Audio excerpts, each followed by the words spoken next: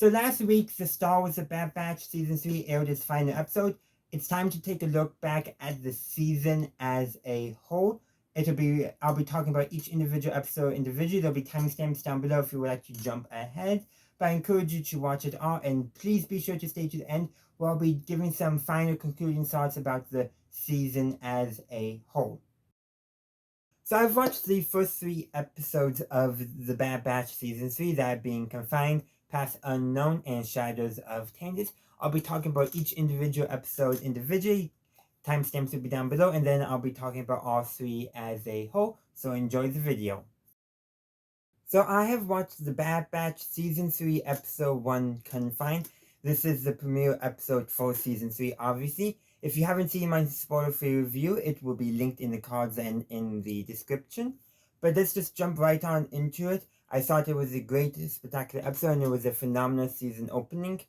And like I kind of mentioned in my spoiler-free review, this is really an Omega episode. We're learning about what's occurring now that she's been captured by the Empire and sent to Mount Tantiss to coerce Nala Se's cooperation in whatever experiment the Emperor wants. And considering Dr. Hemlock mentioned and this is now a definite spoiler, the M count, it has something to do with cloning Force sensitives. And while it seems like at some point they did experiment and at least, it didn't go wrong, the M count's not high enough as high as the original specimen. Now, who's that original specimen? Could that be Darth Sidious himself, or could it be somebody else? I'm not sure. But definitely one thing is, Dr. Hemlock is using Omega to coerce Nala Se by saying, hey, if you don't cooperate, if you don't get results, we may restrict some of the freedoms we've given to Omega and all that. And of course, to get Omega's cooperation, because, she's rebelling in the whichever way she can, she's going to see Crosshair, talk to him, trying to get his help and escape. Crosshair, like I said when I reviewed the clip from this episode that they released a week ago, is dejected. He basically feels defeated. Yes, he tells Omega he would leave her behind if he escaped, but I don't even think he's planning on escape. He feels defeated. That was especially clear in the first conversation. But when Omega, because one of her duties is feeding to the hounds, the dog-like creature that they are using to help guard the base. Against what, I don't know, but no, doesn't want to eat that hound didn't want to eat the food. Also got injured. Omega's been giving that one extra care, but also as a result has domesticated it. So they were going to terminate it. So she releases him. Granted, that releases him, Betcha is what she called him, into the wild. And yeah, that may not be great for domesticated animal, but Omega said this, at least he has the chance. And when she said that, she looked at Emery. And that's vague, and I think that's going to be important for whatever's going to happen. She didn't look at Dr. Hemlock. She turned to look at Emery for that, wanting to emphasize to Emery that she also has a choice, a chance to choose the right thing to do. She did that purposefully. Because Hemlock also said to cause Omega's cooperation, especially after this evidence of defiance, said like, hey, if you don't cooperate, I may, hurt Crosshair in some way. So he's literally has a chain of threats. And granted, Crosshair's defeated, dejected. He's not getting re-educated. Dr. Hemlock definitely notes that's not working with Crosshair. Makes sense. Crosshair's part of the Bad Batch. It's going to take a lot to do that. But yeah, but Crosshair is cooperating. He's just not being re-educated like Dr. Hemlock wants. But regardless, Dr. Hemlock basically set up this chain of, hey, if you don't cooperate, I'll hurt this person. And if you don't cooperate, I'll hurt this person to get everyone cooperating. The thing is, that whole chain, once they all are resisting in their own way. Crosshair's resisting by not re-educating. Omega's resisting by small acts of defiance, by making her own Tuka dolls, so that way she's not lonely in her room. Nala Se by deleting and disposing of Omega's blood sample every single time it's taken. Those are all signs of defiance. And then at the end of the episode, Emery also has a sign of defiance. Because earlier at some point, like the midpoint of the episode, there's an inspection of Omega's room, and the Toka doll that Omega had made using some straw from where the hounds are kept is confiscated because it's a personal effect. Emery said she was going to dispose of it. She didn't. Now, granted, it may have only been a day, so she hasn't had a chance yet, but at the end of the episode, she gives it back to Omega. Omega's technically, under the rules, not supposed to have any form of personal effects, but Emery has shown some defiance, and I think that's going to be interesting. We got 3 characters of now, and by the end, 4, who are always showing some form of defiance. And definitely, I would say Omega and Isaiah are probably the two that probably didn't need any encouraging for the defiance. That probably, if push came to shove, they might just do the right thing. Definitely Omega, but Emery and Crosshair, their characters could still go anyway. Crosshair could just totally give up. I don't think that's going to be the case, but it's going to be interesting to see which way Emery's character goes, because Omega is appealing to her better sense. So who knows how that will turn out. But let's just get ready, and we got the next episode coming up. So I've watched The Bad Batch Season 3, Episode 2, Paths Unknown. This is the second episode of the season, and the final season at that. And this picks up after Confined, and this episode, though, is, instead of following Omega, we're following Wrecker and Hunter and what they've been doing. And what they've been doing, spoilers, is simple. They've been doing whatever they can to figure out where the Empire, where Hemlock took Omega. They got a lead from some Denvorians, and that led them to an old base that Hemlock had that, an experiment got out of control on that planet, but on the planet they do find 3 surviving clone cadets. I suspect all 3 of these we saw when they were transferring all the clones off Camino, my suspicion. But the experiments went out of control, the most famous being Slytherines, and the Empire destroyed their own base from orbit. And the clone cadets, I forget which one, but specifically mentioned the Empire ordered a base down to 0. I think that may be the first time we've had a on-screen call out of what the code order is for a orbital strike. It could be, but one of the clone cadets is like, you know what? They're looking to rescue a member of the squad. We're going to help them, because these clones, they feel betrayed by the Empire, feel betrayed by all the clones who left them behind, understandably. And so the other 2 are like, let's just get out of here, kind of. And they don't want to help, but the one does. And the one that the other 2 said was what they thought was a smart one. He is, because by helping them, it's actually helping all clones. He may not know that yet, but that's the case. But they go into the base, which is, it's creepy. I kind of wish they had a Jedi with them for this, because they needed a lightsaber with all the Slytherines and other grotesque creatures that Dr. Hemlock created in his experiments. And those Slytherines, which are like half vine, half snake, But anyhow, they find the one remaining intact console, and they power it up using Gonki. So Gonki has finally played a role in a story. It makes sense he was going to do it eventually. But that's a nice long hanging thread that I'm glad has paid out. But they get only some of the data. They don't get everything, but probably even if they got every piece of data they needed, the exact coordinates of Mount Tantiss was not going to be on there, but they did get a sector. Now, they barely escaped with their lives, and that's because there was a Sarlacc under the base. And thankfully the other 2 cadets do come to the conclusion that to rescue them probably helps that the brother sends them a message saying, hey, we need help. And they were already on board the Haver at the time, because they hotwired it and were thinking, okay, I have a feeling that the one who assumed the leadership role, I suspect he wasn't going to leave until it was like the last possible moment they could. I just had that suspicion. But they do rescue, and that includes having a big explosion in the mouth of the Sarlacc, which is crazy. But okay, this is probably also the most creepy depiction of a Sarlacc ever. Probably has to do with the fact that the whole atmosphere was night, it was dark, everything around it was grays and blacks, and the Sarlacc was grays and blacks. Definitely nothing like the Sarlacc on Tatooine. But it was creepy and a little bit wholesome, and I think that was part of the point. But at the same time, I wish they had a Jedi with them, because the Jedi would be able to sense, and their lightsaber would have been so great for slashing at things. I'm just saying, even if they just had a lightsaber, that would be beneficial. But they do leave, and they're going to drop the 3 clone cadets someplace safe, an island. That's going to be Pabu. So yeah, they'll have those three young clones are going to have an opportunity to decide for themselves what they're going to do that now that they can't be soldiers, even though they were trained to be soldiers, and that's all they know. And and when the clones cadets asked about them, Hunter said that their mission is not over yet. As the camera pans to the Tokodar, that well, first it was Records, then it became Omega's, which is still in the back area, which became Omega's bedroom in a sense. So until they rescue Omega, they know what they're going to do. And that's I think where the past unknown part of the title comes in.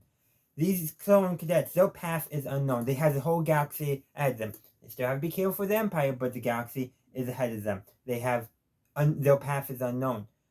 And while Wrecker and Hunter know what their path is currently, that being rescuing Omega, their path after that is unknown. But that's where I'm going to conclude this review. Let me know what you thought of Paths Unknown in the comment section down below.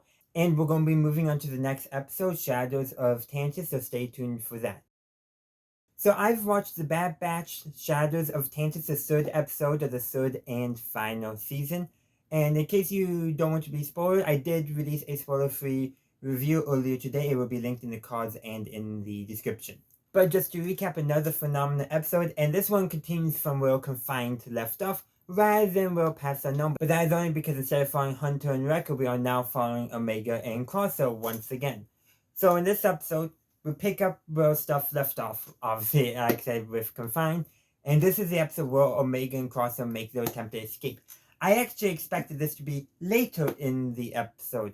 But the Emperor comes to visit, and Nase tells Omega that since to take your time to escape now.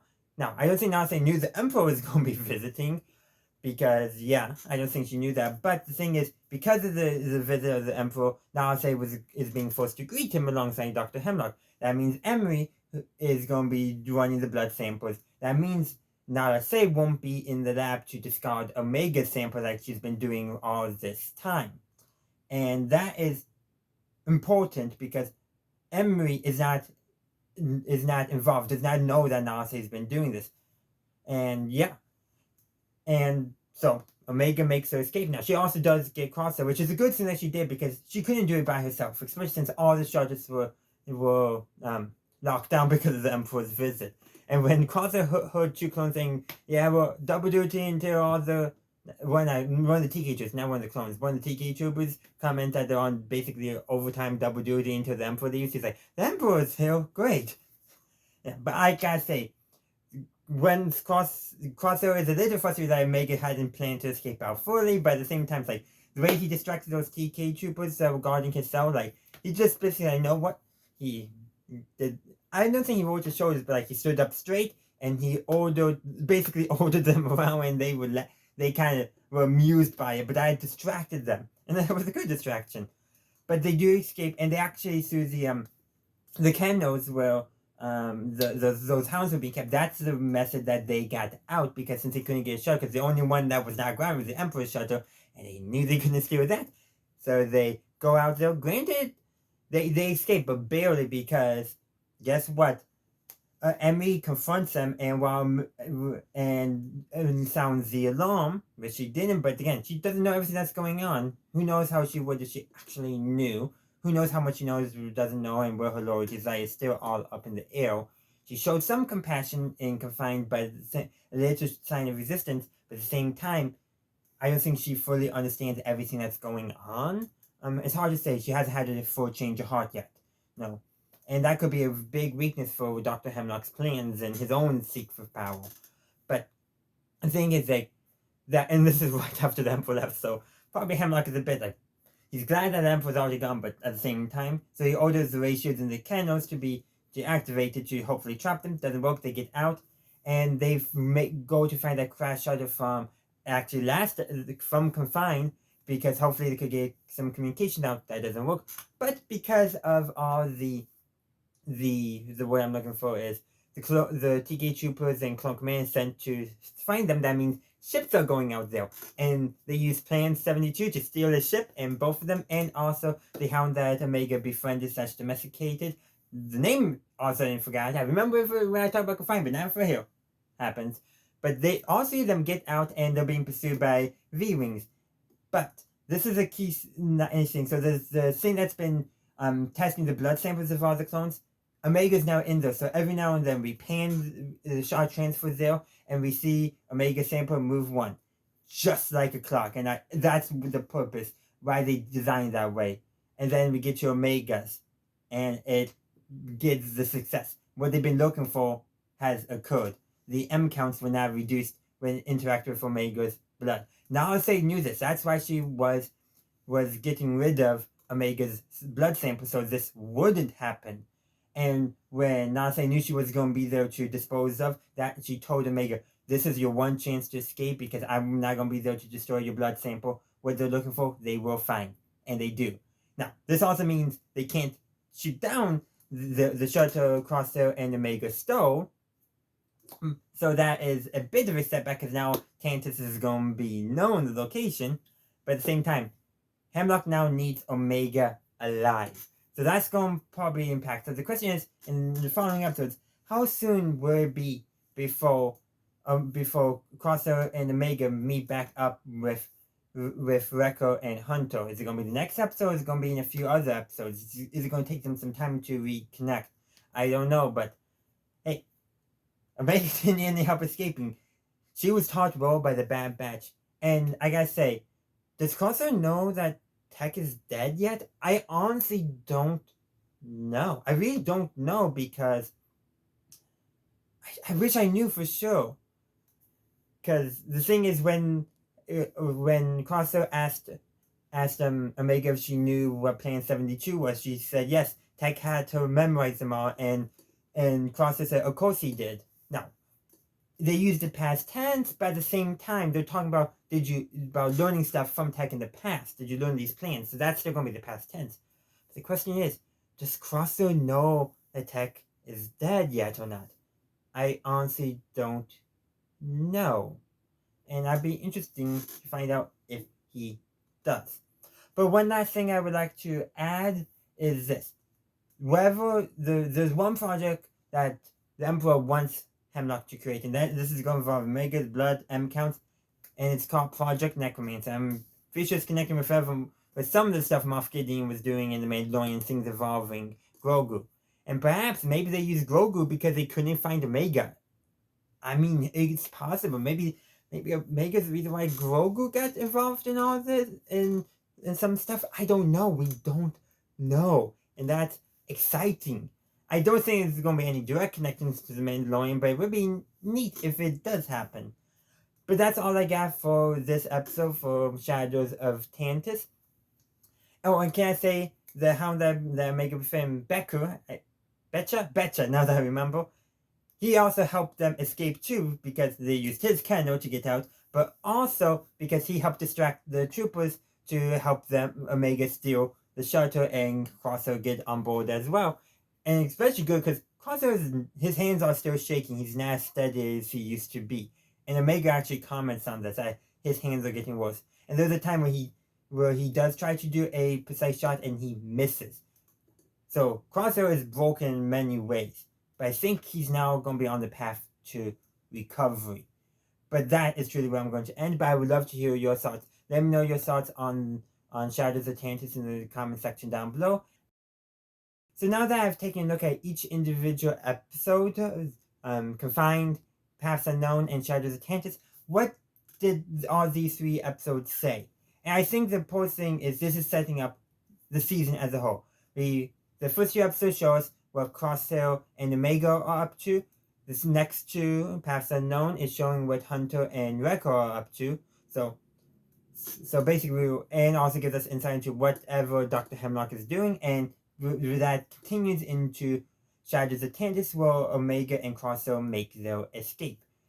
And so basically, you could probably, if you cut it slightly differently, because I'm pretty sure some events occurred simultaneously with what Wrecker and Hunter were up to, that this would essentially be like a big made-for-television movie if it was broadcasted. You could probably cut it that way if you really wanted to. But each episode was arranged in such a way and scenes chosen for a reason. There's a reason why they didn't cut back between the 2, because of the stories they wanted to tell and how they wanted to tell those stories. These 3 stories definitely should have been told at the same time, as released all together, but to take scenes from them, let's say they made Confined and Past Unknown at the same time, it wouldn't have worked, because the thing is that us in the audience watching it are unknown what's happening to the other set of the Bad Batch, just like whichever set we're watching doesn't know what the other set is up to. That's amazing.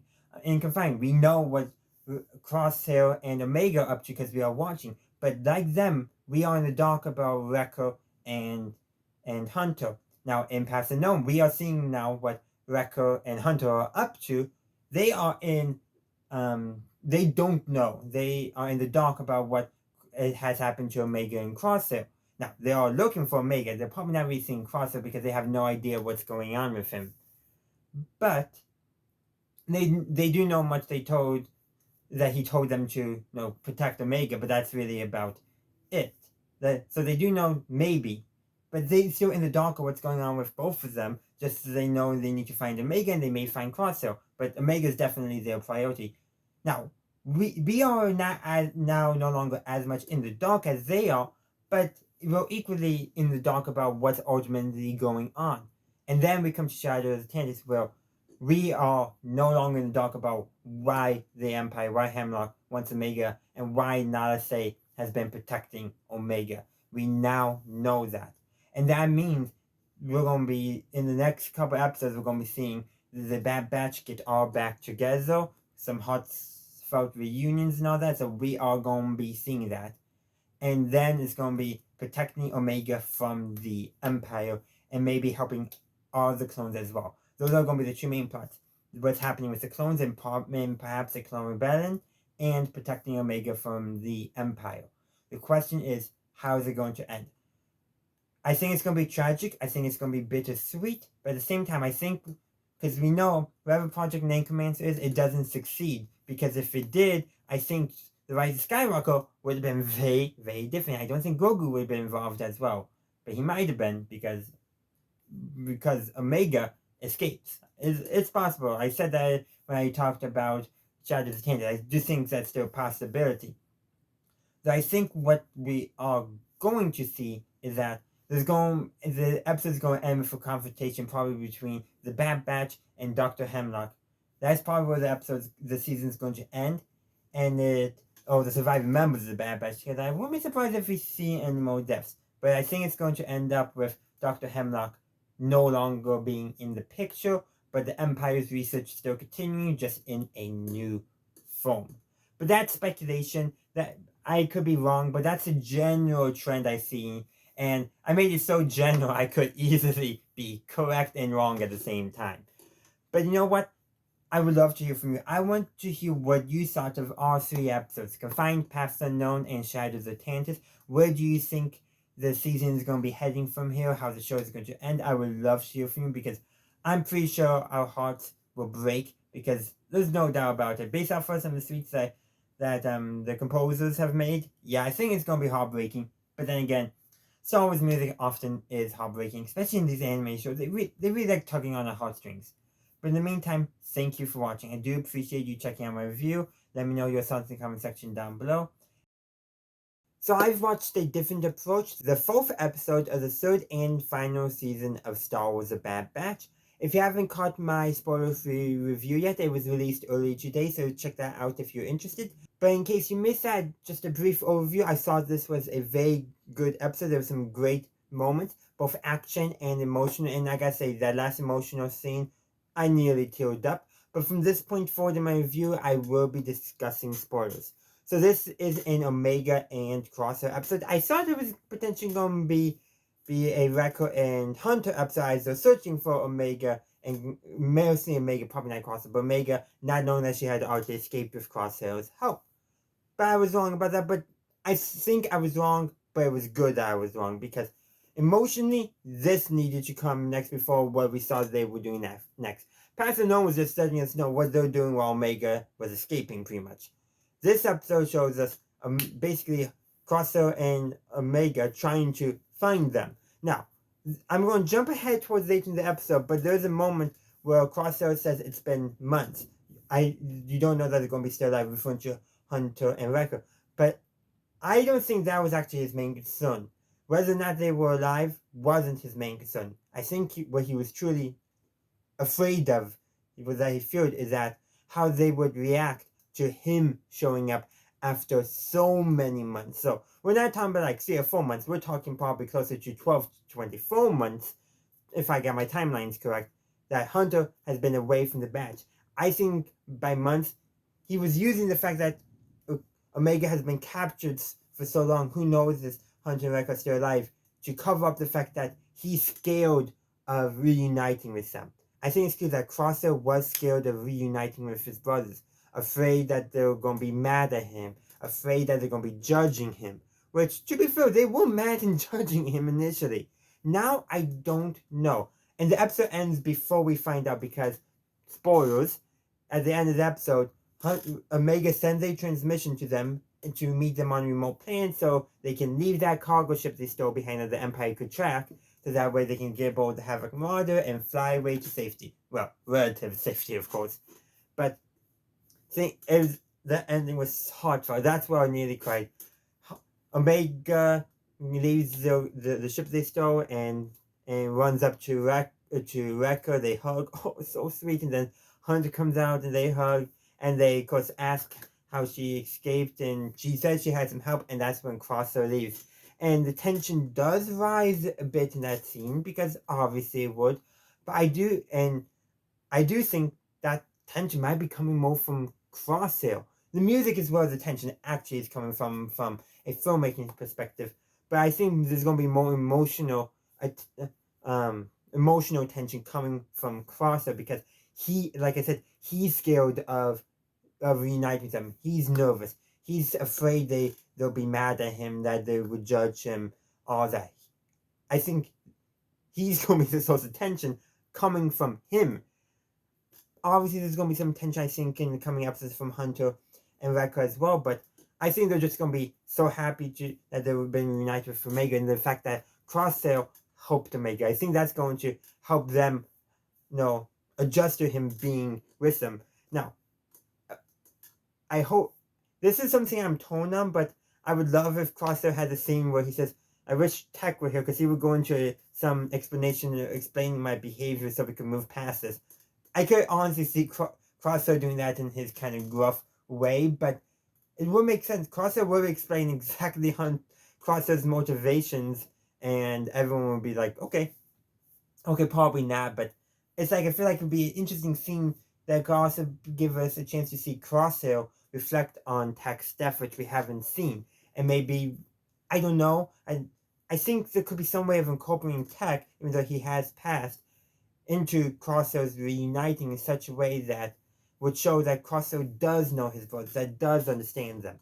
But that wasn't the point of this episode at all. That might be a next episode thing, and they may even just move past it, I don't know. But what I do know is that ending scene was so heartful. The music was amazing. And I'm glad they've reunited, because based on some of the tweets from the composers, I was expecting a much longer separation. Because their tweets are so cryptic and just invite that. Okay, we're going to get our hearts tugged on. And you know what? It was tugged on. Happily this time. But I have a feeling that may change in coming episodes. But going back to the meat of the episode, because I talk about the reuniting and how emotional, amazing that was, is the journey to actually get to Hunter and Wrecker. Well, they crashed their shuttle on a planet. We saw that scene actually in the trailer. And great, Omega did want to get the navigation data so they can go back and rescue all the other prisoners on Mount Tantiss. Who knows if they actually got that data? I got the impression that the ship was pretty much busted, so they just left it. They probably don't have that data. So that could be good or that could be bad, but I have a feeling they'll get back to Tantiss anyhow. But anyhow, they make their way into a spaceport, and Omega steals them close so they wouldn't blend in. Yeah, Crosshair's prison uniform and Omega's Imperial Scientist uniform, yeah, those are not good disguises. So they make their way to the spaceport, and they don't have chain codes. This came up in a previous episode when they were helping cut LaQuain, the clone deserter. But anyhow, the ticket agent is willing to accept a bribe a very expensive bribe. 15,000 credits per ticket. So they're kind of out of luck. But don't worry. They go to a cantina and Omega starts gambling. They don't have anything to lay down, but she bluffed away and she was doing pretty good. And then an Imperial officer came, who's also extremely corrupt because, he takes a cut from the cantina. Apparently he gets drinks for free. And then before he'll let Omega and Crosshair go, well, they have to pay a fine because gambling is illegal. Or doesn't he have to pay a fine himself? But we all know that fine is actually going to his pocket. We know that. He's corrupt. It's obvious. And then he steals Batcher. So they have to go rescue Batcher. Which actually, granted, they have to pay to get the information from a local, probably street orphan. But they do rescue Batcher. And they release every other animal in that cargo port. I have a feeling the Imperial officer might also been running some kind of illegal animal smuggling ring as well, lining his pockets as well. But that was an amazing action scene because throughout most of the episode, Omega wanted to take the more non-violent, the more stealthy approach. And you know what? It largely worked until that corrupt Imperial showed up. They probably would have gotten away with it, too. But the thing is, Cross has been itching for a fight. But you know what? I think part of the reason why Omega wasn't letting Crosshair start a fight, wanting to do things more stealthy and low-key, non-violent, is because she knows Crosshair is not fully capable like he thinks he is. Okay, Crosshair probably knows it too, but he's not admitting it to himself properly, not to himself, not to Omega. But Omega recognizes it, and therefore is trying to delay the inevitable fight as long as possible. And yeah, granted, Crosshair's not using his signature weapon, so that probably hurts him a little bit in the fight, but he does pretty well. And all the animals distracting the TK troopers probably helps him a lot as well, but they all escape with Batcher. But I gotta say, the Imperial officer, he gets his comeuppance. During the scene with all the animals loose, he gets dragged into a crate by some creature. It's either a Raftar or Bogart. It's one of those guys. I'm thinking Raftar, but what they leave to the imagination, it's whatever creature that was, don't do it. Because the creature stayed in his crate. Just pulled that officer in. He got his comeuppance for all his corruption. Probably also his illegal animal smuggling ring where he probably abuses the animals and probably pits them against each other for fights. Wouldn't surprise me because he screamed, "Corrupt bastard." And that's how they get. And then they steal that shelter, the cargo shelter nest, and then they eventually meet up with Wrecker and Hunter. And one last thing I would like to mention is this Stormtrooper, this TK Trooper. He was part of a funny joke. He got blown off his watchtower when Omega and Crosshair escape because of the exhaust of the ship. And his scream was not the Wilhelm scream. It might be the new scream that many filmmakers are starting to use, but it was just funny how he's there watching them go and as he falls. I gotta admit, that was funny.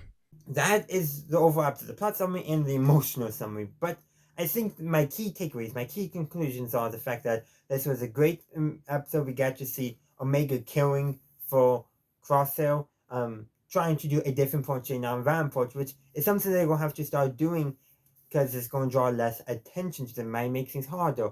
And also the fact that Crosshair, he's been broken. He's not as skilled as he used to be. He doesn't realize that yet. He hasn't properly admitted it to himself yet. But Omega does recognize it and is taking care of her brother. And that, like I said, that emotional scene at the end is so heartfelt, so amazing. Just swells your hearts with emotion. But I need to hear your thoughts. I just laid down my thoughts. It's only fair that you lay out your thoughts. But really, I do want to hear from you.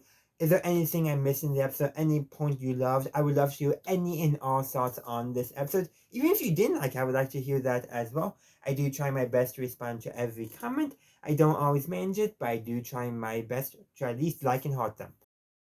So I just watched The Return, the 5th episode of the 3rd and final season of Star Wars The Bad Batch. If you haven't caught my spoiler-free review yet, it came out earlier today. It'll be linked in the description and in the cards. So check it out if you don't want to get spoiled. But just to recap, I thought it was a phenomenal episode and a needed episode. While you may consider this filler because it doesn't deal with certain aspects of the overarching plot, To say it's filler would be truly wrong. This episode was needed. We needed, and we're going to now start getting to spoiler territory, but we needed to see Crosshair and Omega, Hunter, and Wrecker all interacting, and Echo came back for this episode too. So they're all together again, minus Tech. And actually, there's a small scene where they do, they all go silent when they need to decrypt a datapad, not a safe datapad, and without text, it's going to be that much harder. And they all take a moment. So that's the first time they really addressed tech stuff in this season. I don't think they're going to be doing too much because all the emotional stuff was in the previous season. Here it's just going to be moments where they're going to miss him. They're going to miss him being around. They're going to miss his skill, all that stuff. So that was the only mention. I kind of wish they did more with it, but I can understand why, because he's a missing presence on the team and a presence that they won't get back. No matter how much we may wish Tech survived in some form, he's not coming back. We gotta be honest with ourselves. And so they hatch a plan. So Crosshair knows of a remote Imperial facility where they should be able to plug the datapad in and be able to access all of the files stored on it. And the planet is an important planet. But before we get to that point, I just want to just one thing. Omega wakes up, she's happy, she's on the Marauder in her little bedroom, which is actually the tail gunner, but still, that's not the point. It's her bedroom, her space. And Wrecker and Hunter are already awake, but Crosshair was awake before they got up, and he went down to the shore on Pabu in order to do some target practice with AZ holding some fruit for him to as targets. He's still struggling, his hands shaking and all that, and he's frustrated with himself. And Omega is talks about having AZ take a look at this. I think it's just I think she knows it's more than just medical, but I think she's also trying to give her brother, some sense of, hey, maybe there's something medical going on and we can help it a little bit. Not fix it, but help it. And Hunter and Wrecker are watching from a bit higher up, which Crosshair does pick up on. So he still has pretty good awareness around himself. So he needs to remember that. But he gives Omega a little bit info on what it takes to be a good sniper, always watching your surroundings, patience. And maybe that's part of Crosshair's problem. He doesn't have his patience like he used to. He's still patient, but he's not patient enough to let his hand steady before he takes a shot. That could be part of his problem. He said what his problem is, but there's more going on that he mentally has to get over if to be better a shot than he currently is. By the way, he has a 53 hit rate. That's probably better than the average TK trooper. I'm just saying. Low for him, but still, that's not bad. I'm pretty sure my hit rate would be awful. But that's besides the point. The point is, even if Crosshair does get better in his hit rate, he probably will still never be 100%. A scar, if you will, of what the Empire has done to him. But anyhow, let's jump back to what I was talking earlier and how they go to a remote Imperial outpost. That Imperial outpost is the outpost where Hunter shot that Imperial officer that basically got him on the wrong side of the Empire. He does eventually say that, but he doesn't mention anything about the clones there, and really how everything with the clones really showed him how the Empire doesn't care, only cares about power and all that. But there is this one scene while Omega and Echo are working on the datapad. Crosshair walks away, and he finds the clone helmets, including Mayday's helmet, and he starts putting them up on the crates rather than them just being scattered about on the floor. Because that's, I've seen time and time again, that's how clones commemorate the fallen brothers. They put their helmets on top of crates. And that's what Crosshair starts doing.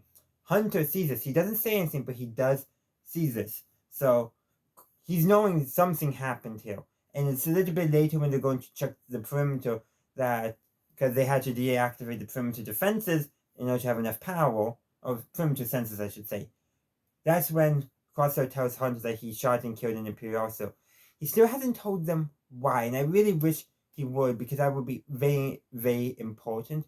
But one thing that's important for us, the audience, is that multiple times in the episode, we still see that vulture-like creature that we saw on the planet. The last time we saw it circling above. And that, I think, is once again showing really Crosshair. It's all symbolic, connecting Crosshair with his time he was on this planet the last time, but also showing that, this bird has almost become symbolic of Crosshair's change, his change away from the Empire. And him and Hunter do have 2 points, though talks. The first time when Crosshair does admit that he killed an Imperial officer, it's a bit more tense between them. But the last time, right before they leave the plane, after they defeat the giant ice worm or whatever, by getting the senses reactivating and getting it onto the other side, because they actually don't kill it for a change when they encounter beasts. But I do gotta say, I really, really like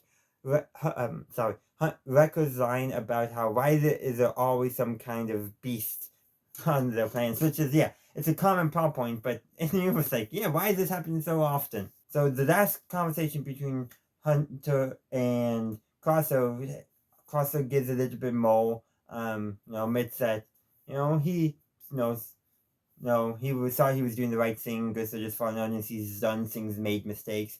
Like, so he still hasn't told them everything, but he's telling them more than he did, and that's important for him. That's important for us, the audience, to know that Crosso knows he made mistakes, that he did the wrong things. So he's on his journey of redemption. And that's, I think, the key thing going on with this episode. This episode really is a Crosshair episode. Yes, it focuses on all the Bad Batch, but it's really showing Crosshair adjusting to having returned to the Bad Batch, to being part of his family again, the tension that's there. Is it going to be perfect? No. But it's there, and it's really, he's made some good steps. There's still more he needs to do, but he's made some good first steps. So one last thing before I leave is that I like there was one thing where Hunter and Crosshair are arguing, and Echo just steps in and is like, not the time, guys. I just thought that was kind of funny. I forget exactly which scene that was. I think it may have happened twice. But regardless, it still was a good scene and reminded a lot of just fun stuff. Also, I also liked how at one point in the episode, Echo tells Omega that it looks like they're feeling bad between Crosshair and Hunter, that they have definitely made an improvement and that this time there's no blood. Which implies either off screen or before Omega joined them that Hunter and Crosshair have gotten into fights that have drawn blood. I just like that implication that has happened before Crosshair sided with the Empire. I'm just saying, that's what that implies, and I think that is just golden, just hilarious. But that's really where I'm going to end my review, but I want you to hear your thoughts in the comment section down below. Let's get that discussion going. I just finished watching Infiltration and Extraction, the 6th and 7th episodes respectively of the 3rd and final season of Star Wars The Bad Batch. These episodes came out the same day, and yeah, they're basically a part 1 and part 2. I'll be talking about each episode individually, so there will be timestamps down below. But just some quick overall thoughts, and I'll have some concluding thoughts.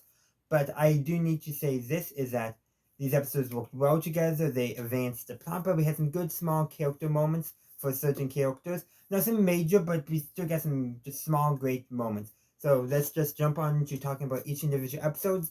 Then I'm going to talk about everything as a whole. Spoilers will be in this video. So I just finished watching Infiltration, the 6th episode of Star Wars The Bad Batch, Season 3, which is also the final season. And I got to say, this was a phenomenal episode. As of this recording, I've yet to watch episode 7, Extraction, which came out at the same time. But I do got to say that 6 Infiltration was great. If you haven't seen my spoiler-free review, I highly encourage you to do so, as my remaining part of this video will be spoilers, so you have been warned. So like I said, great phenomenal episode. The episode actually opens on, I'm not sure which planet, but the key thing is that Senator Chuchi is meeting with Senator, I forget his name, but the Senator that Bad Batch rescued from Raxus, so the Separatist Senator Raxus, so they're meeting. So we're already starting to see seeds of, at least among senators of the Rebel Alliance, forming. Seems like right now in the timeline, we got 3 senators leading the way, and they are barely communicating with each other, but they're clearly doing so for security reasons, but not. Because, like, I think Bill might be the only one who knows both Mom Monster and Chuchi are against the Empire and are doing their own thing. I think Bill might be the only one who knows what both of them are doing. I'm just saying, and he's doing his own thing. But you can tell the Foundation's reaching out to Separatists, because we know there were Separatists among the Rebel Alliance who fought for the Rebels Not necessarily because they wanted to restore the Republic, but because of their opposition to the Empire. And some separatists actually did want a more ideal form of the Republic. But that's kind of getting off topic. And so the two senators have a meeting, and they need to keep, quiet because, they don't want the Empire finding out about it. And of course, Captain Rex and his bunch of clones who are against the Empire are helping provide security. Well, anyhow, one of those clone assassins that we saw way back when we first saw Chuchi on Coruscant, that was actually an Omega episode, really, Omega and Echo episode. But the key thing is that they're there, and the assassin shows up. I kind of also gotta say, I really like how when they brought this assassin back, they connected it somewhat, or kind of, to the events where we first saw this clone assassin. Using the fact that last time we saw her, Chuchi was evolved, and she's evolved again, it's that nice connecting thread. But anyhow, the clone assassin comes, and Captain Rex and his men, they do stop the assassin. They capture him alive, actually, and both senators survive. Even though the Rex Center was on the clone assassin's hit list. Yeah. So they extract the electroprod thing that would have allowed the clone to prevent his interrogation. Not that he was giving up much information anyhow, but they did confirm he was from Tantiss just by listing planets and watching his response. But anyhow, they decrypted his data puck, which had a list of his targets, which included Omega. So Rex gets in contact with Echo so they can warn the Bad Batch that the Empire is after Omega again. And their reaction is, again? Not quite again once they find out the whole story, but it very much is like, I think Rekko was the one who said, just like old times, because, yeah, the Empire was after Omega before, and that leads to a conversation about why was the Empire after you the first time. Hemlock wanted Omega to coerce Nalase into cooperating, and then they're discussing stuff about what Nalase was being forced to work on, which included M counts. Omega mentioned that she doesn't know what it was, but they were taking blood samples from everyone. But I do wonder, did she mention the fact that Nalase kept on disposing of her blood sample? Probably so, but I feel like I wish that was included, because obviously some of that stuff was tucked off screen. But Rex recognized the term M count. I wonder why. A clone who worked with the Jedi might recognize what M count means, but he's not sure. I think he probably has a suspicion, but until he confirms his suspicion, he doesn't want to voice anything. But anyhow, all the regs there are, actually, not all the regs, Hauser specifically, is a bit mad at Crosshair and wants to do some enhanced interrogations. And that's clearly what Hauser wants to do, because he's mad at Crosshair for getting his squad from Ryloth killed. Understandable, and all that. But the key thing is, things totally change. Well, not totally change, but Crosshair, it has a, not necessarily change, but the minute they mention that they had one of those clone assassins alive, Crosshair gets nervous. He's like, you got one alive? How? They got ways of tracking. Even, yeah, they may not have a tracking device on them. They got ways of tracking. So he knows them what's going on, because they tried to turn him into one, and he said they failed. I do think he did fail. And why they didn't kill him, I don't know. Especially because they let him have work with Omega, but I think that's because Hemlock knew Omega was close to Crosshair and wanted someone to cross Omega. We gotta go all the way back to the first 3 episodes for that. But the point still stands is Crosshair immediately recognizes the threat. Now, and also Batcher, he actually picks up that clone assassin was in there, but since nobody could see his assassin, Omega and everyone else just, okay, mostly Omega. But, you gotta learn to listen to Batcher. He's pretty good at picking up on those threats.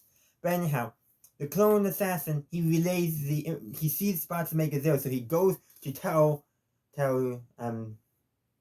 Scorch, who's, I guess, in charge of the special assassins. I haven't figured all that out, but tell Scorch about that the Hemlock special target is there, so they send a strike team in.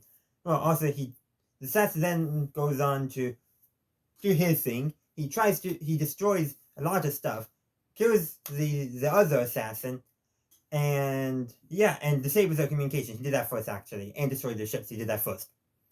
I mean, he was really making sure they don't escape.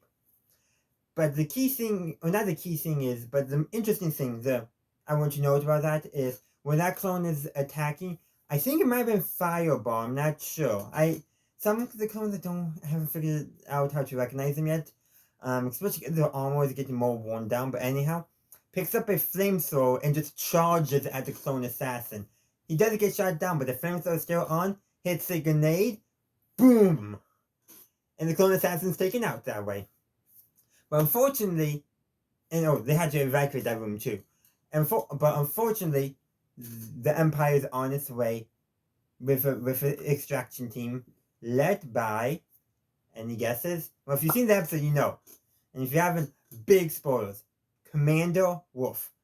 So this is going to be interesting because, yeah, at this point, we haven't seen him yet. And just the thing about the thing Rebels where Rex said they didn't betray the Jedi, Commander Wolf did not betray Plo Koon. That was a different clone. I'm just saying. So that overall covers the plot of this episode. Like I said, I thought it was fun. There were some great moments, some great small character moments, especially for Crosshair. I should also mention that Echo gives Omega a small energy crossbow, basically. So she had one before, but that was more of a bow and arrow type energy bow. This is a small, more crossbow one, so it's better for her frame at this point. And also, it's easier probably for her to carry around as well, so she now has her own weapon again. Yeah, because she probably did lose the energy crossbow when she was captured by the Empire. Yeah, she probably did. But another thing I want you to take a note to is Rex's base. It's on Teth in the monastery from the Clone Wars movie. I thought that was a nice, neat little connection to. But the key thing is that I really want you to take around is the aesthetic of at least one of the rooms that we saw. So apparently that's not the command center, but they definitely were using it as such. But you can definitely tell for the design language, they took inspiration from the Rebel base on Yavin 4. They clearly took inspiration from that, and I think that was deliberate. They wanted us to visually connect these clones with the Rebel Alliance. Well, sure, something happened that disbands them, but obviously some of them, at least Rex, Wolf, and Greg, will get back involved at some point. Well, Wolf needs to get involved first, but that's besides the point. But the point being is that the legacy of the rebellion, you can already see it formed with these clones through the visual language, and I thought that was a really great way of visual storytelling. So I finished watching Extraction, the 7th episode of the 3rd and final season of Star Wars The Bad Batch. If you haven't caught my spoiler-free review yet, please do so, as I will be talking about spoilers in this video. The spoiler-free review will be linked in the cards and in the description. But let's just jump right on into the episode. This episode picks up where Infiltration left off, and right out the bat, I thought the clone assassin didn't survive the rubble falling on top of him. Nope, he must have good armor. Though it is damaged because he can't communicate to his ship right now, so that's something. But anyhow, so basically what's going on is Rex, the surviving of his men, and the Bad Batch are all trying to get to the extraction point so Echo can pick them up. First, they have to get out of the Teth Monastery, and they have an escape craft for that. No hyperdrive, but communication. Anyhow, they're being pursued by the Empire, which this detachment is being led by Wolf, and he gets increasingly frustrated at this clone assassin, this operative, as he calls it.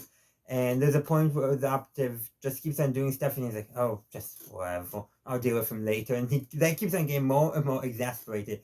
And there's a point where they find where the escape craft crashed after the clone assassin shot at it, even though, no, Omega is supposed to be taken alive, yet the operative assassin is just, willy-nilly with the blaster bolts. Like, how do you... Yeah, you can see why Wolf is frustrated.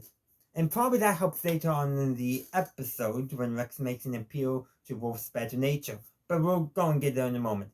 But eventually the assassin, the operative, is like, okay, screw this, I'm just doing it on my own. And he does, and Wolf's like, take care of him later. I'll deal with him later. And like, frustrating. But anyhow, eventually they are cornered, but they use smoke grenades and all that to get away, and Crosshair just sees the operative, the assassin, and decides to hold him off to give people time. Well, anyhow, they get in a tussle, and this is the most chatty clone assassin ever. Makes me wonder if we know who this is. I know a lot of people are big on Tech Survivor, and somehow Hemlock did something and all that, whatever. I still think Tech is dead, so I don't think the clone assassin is Tech. It would be weird, and I think Tech like Crosshair would not be easily manipulated, easily brainwashed. If Crosshair can prevent being brainwashed, Tech can can prevent being brainwashed. I'm just going to lay that out there flat. But that doesn't mean it's not another clone we know.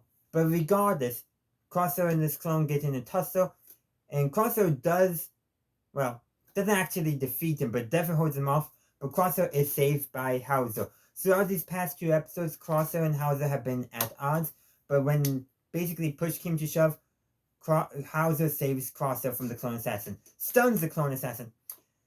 Granted, he probably should have used a actual blaster bolt because the clone assassin, despite falling down multiple waterfalls, somehow survives that to the very end of the episode. Yeah, and this clone assassin, this operative, he's gonna be looking for revenge now. I'm just saying. But Crosshair is saved. He's pulled out of the water by Hauser, and it's just a great scene. And they eventually get to the extraction point where they're confronted by Wolf and his men. But the only men Wolf has left are all clones, plus 1 commando. Because the other ship apparently had all the TK troopers. There were some TK troopers, some clones, and 2 clone commanders and Wolf. But the thing is that the other ship got shot down by Crosshair, mind you. And I think that was the one that had most of the TK troopers on it. And in the first ambush, they were able to at least stun most of the TK troopers. But here it's just the clones, 1 commando, and Wolf. And I think this is what helped Rex be able to appeal to Wolf's better nature, because every clone was thinking the exact same thing. This is kind of the same as what happened with with Hauser on Ryloth, which also I think did get the wheels turning in Crosshair's head. But kind of same thing, appealing to the other clones, better sense of nature, And Wolf is like, okay, yeah, he's not quite ready to defect from the Empire yet, but you can definitely tell he's thinking, and he lets them get away. And when the commando, which we actually got the commander's name and I forget it already, but anyhow, when the commander says, "Sir, they are insurgents or traitors," something like that, Wolf says, "Maybe, but they're also clones. We owe them that much." Actually, that's what actually was regarding when to pick up the fallen, specifically Rex's men are them who fell. But still, I think that goes to both situations. Wolf is like, these are clones. We deserve to treat them better than that. And this is actually from this episode, yeah. When they land on the base and find clones, that they're like, Wolf is like, these aren't insurgents, these are clones. So already you can tell the clones are not primed to think of other clones as insurgents. No matter, like, yeah, you may display that behavior, but it's like, these are the insurgents. And I think that might lead to a clone rebellion. I think that is a distinct possibility. But I think what is clear, every clone that was there, except for perhaps the commander, but maybe including the commander, was like, maybe we are on the wrong side. They might have just had, are we the baddies moment. They just might have had that. Who knows how that turned out, but all the gears are turning in all those clones' heads, including the commando. Maybe not as much, but still. But the thing is, though, they've escaped. Unfortunately, not many of Rex's men escaped, but I'm going to presume they weren't all stationed on the Tef Monastery. I'm just going to say that. But anyhow, Hunter's not fully wanting to get into the fight yet, but he's going to be dragged into it because the Empire is after Omega. But Rex tells him this at the very end, is that if you want to protect her, you're going to have to find out why the Empire wants so. Yeah, and I think the only way to actually truly protect Omega is to destroy Tantiss and prevent Dr. Hemlock from operating. Those, I think, are the only 2 ways to protect Omega, because wherever the Emperor's plans is, yeah, it's been forged for now, but they're after Omega, and I think to truly protect her, Mount Tantiss has to be shut down. And perhaps they will be. We just gotta wait and see. But like I said, a great phenomenal episode with some great character moments. And I really did enjoy it. I really enjoyed that scene between Rex and Wolf, as I mentioned. It does have echoes of the scene with Hauser and his men way back in season 1, I believe, on Ryloth. I like that echoes are appealing to the other clones' better sense of nature. And I think kind of like how it's slowly, still took a while for the gear, for Crosshair to realize he was on the wrong side, but the gears slowly were turning in his head. He was primed, in other words. And Wolf and his men there, yeah, I don't think they got... Eventually, they're going to side against the Empire as well. Those gears are already turning, and I really love that the parallels there. And also, it's just a good moment to show that the clones are not going to be as uncaring as the Empire. Those TK, if there was one TK trooper there, it would have probably gone very differently. But there was a reason why they chose it to be all clones there. And again, the fact that even though these clones are fighting against the Empire, Wolf ordered his men to recover the fallen, tells you something. Tells that they still care about their brothers. Well, except for that clone assassin, whatever's going on with him. So now that we've talked about infiltration and extraction separately, we need to talk about them as a whole. These are good episodes, but they really do belong together. That's why they air together. They're essentially a part 1 and part 2. But I guess I do kind of miss the days where you watch part 1 and then you have to wait a whole week for part 2 and you're like, oh, what's going to happen? I mean, look at, okay, this is not Star Wars, but Star Trek, TNG, Best of Both Worlds, part 1 and part 2, they were an entire season apart. And we kind of are missing that in a lot of modern television. Okay, maybe not that much, but still, at least a week.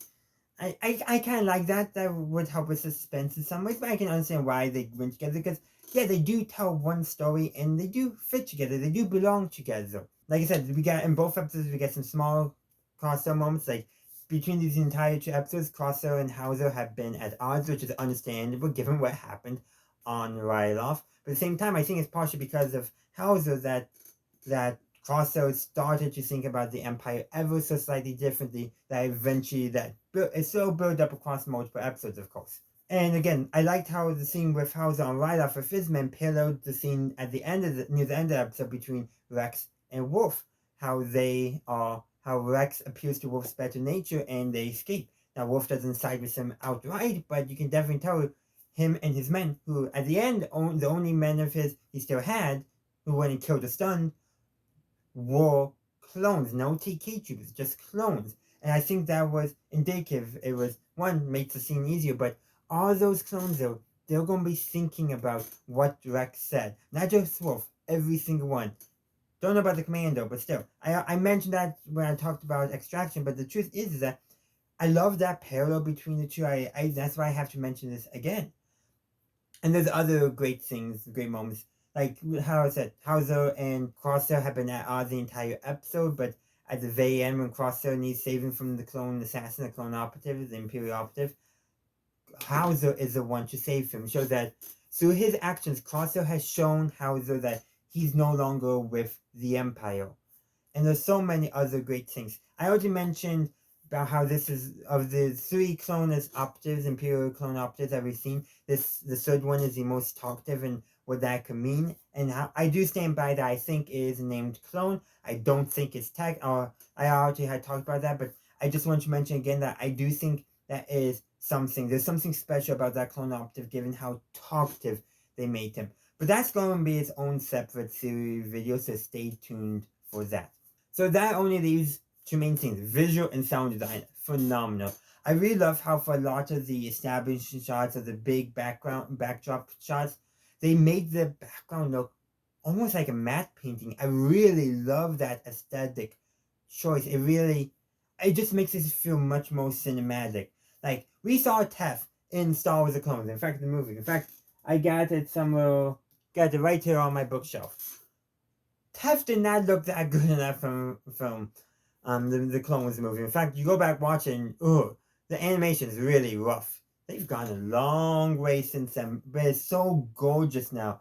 The jungle is so much more gorgeous. In fact, there was one shot like, is that Rhodia? No, is that the moon from Ambush? It's not obviously, but because of how good it looked, I didn't identify it as Tef first because how that jungle looked so much better that it didn't even look like the same place. And that's a testament to how much they've improved the animation over the years. They've refined it.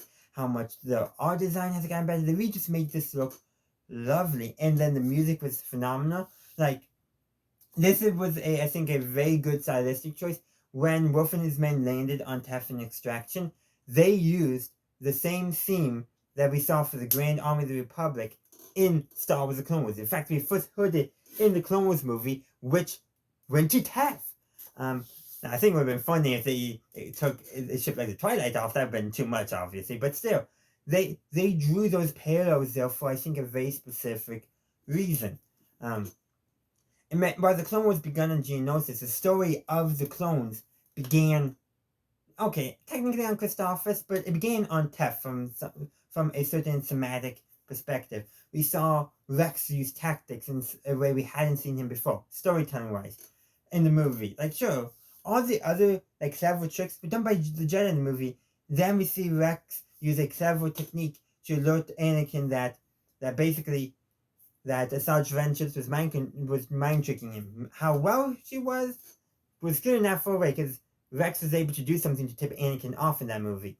And so in some ways that was our first sign of truly how clones are these people. Like, 2 clones were left at the end of the battle before Cody and Obi-Wan showed up in the movie to save them. Rex and I forget who it was, probably isn't it?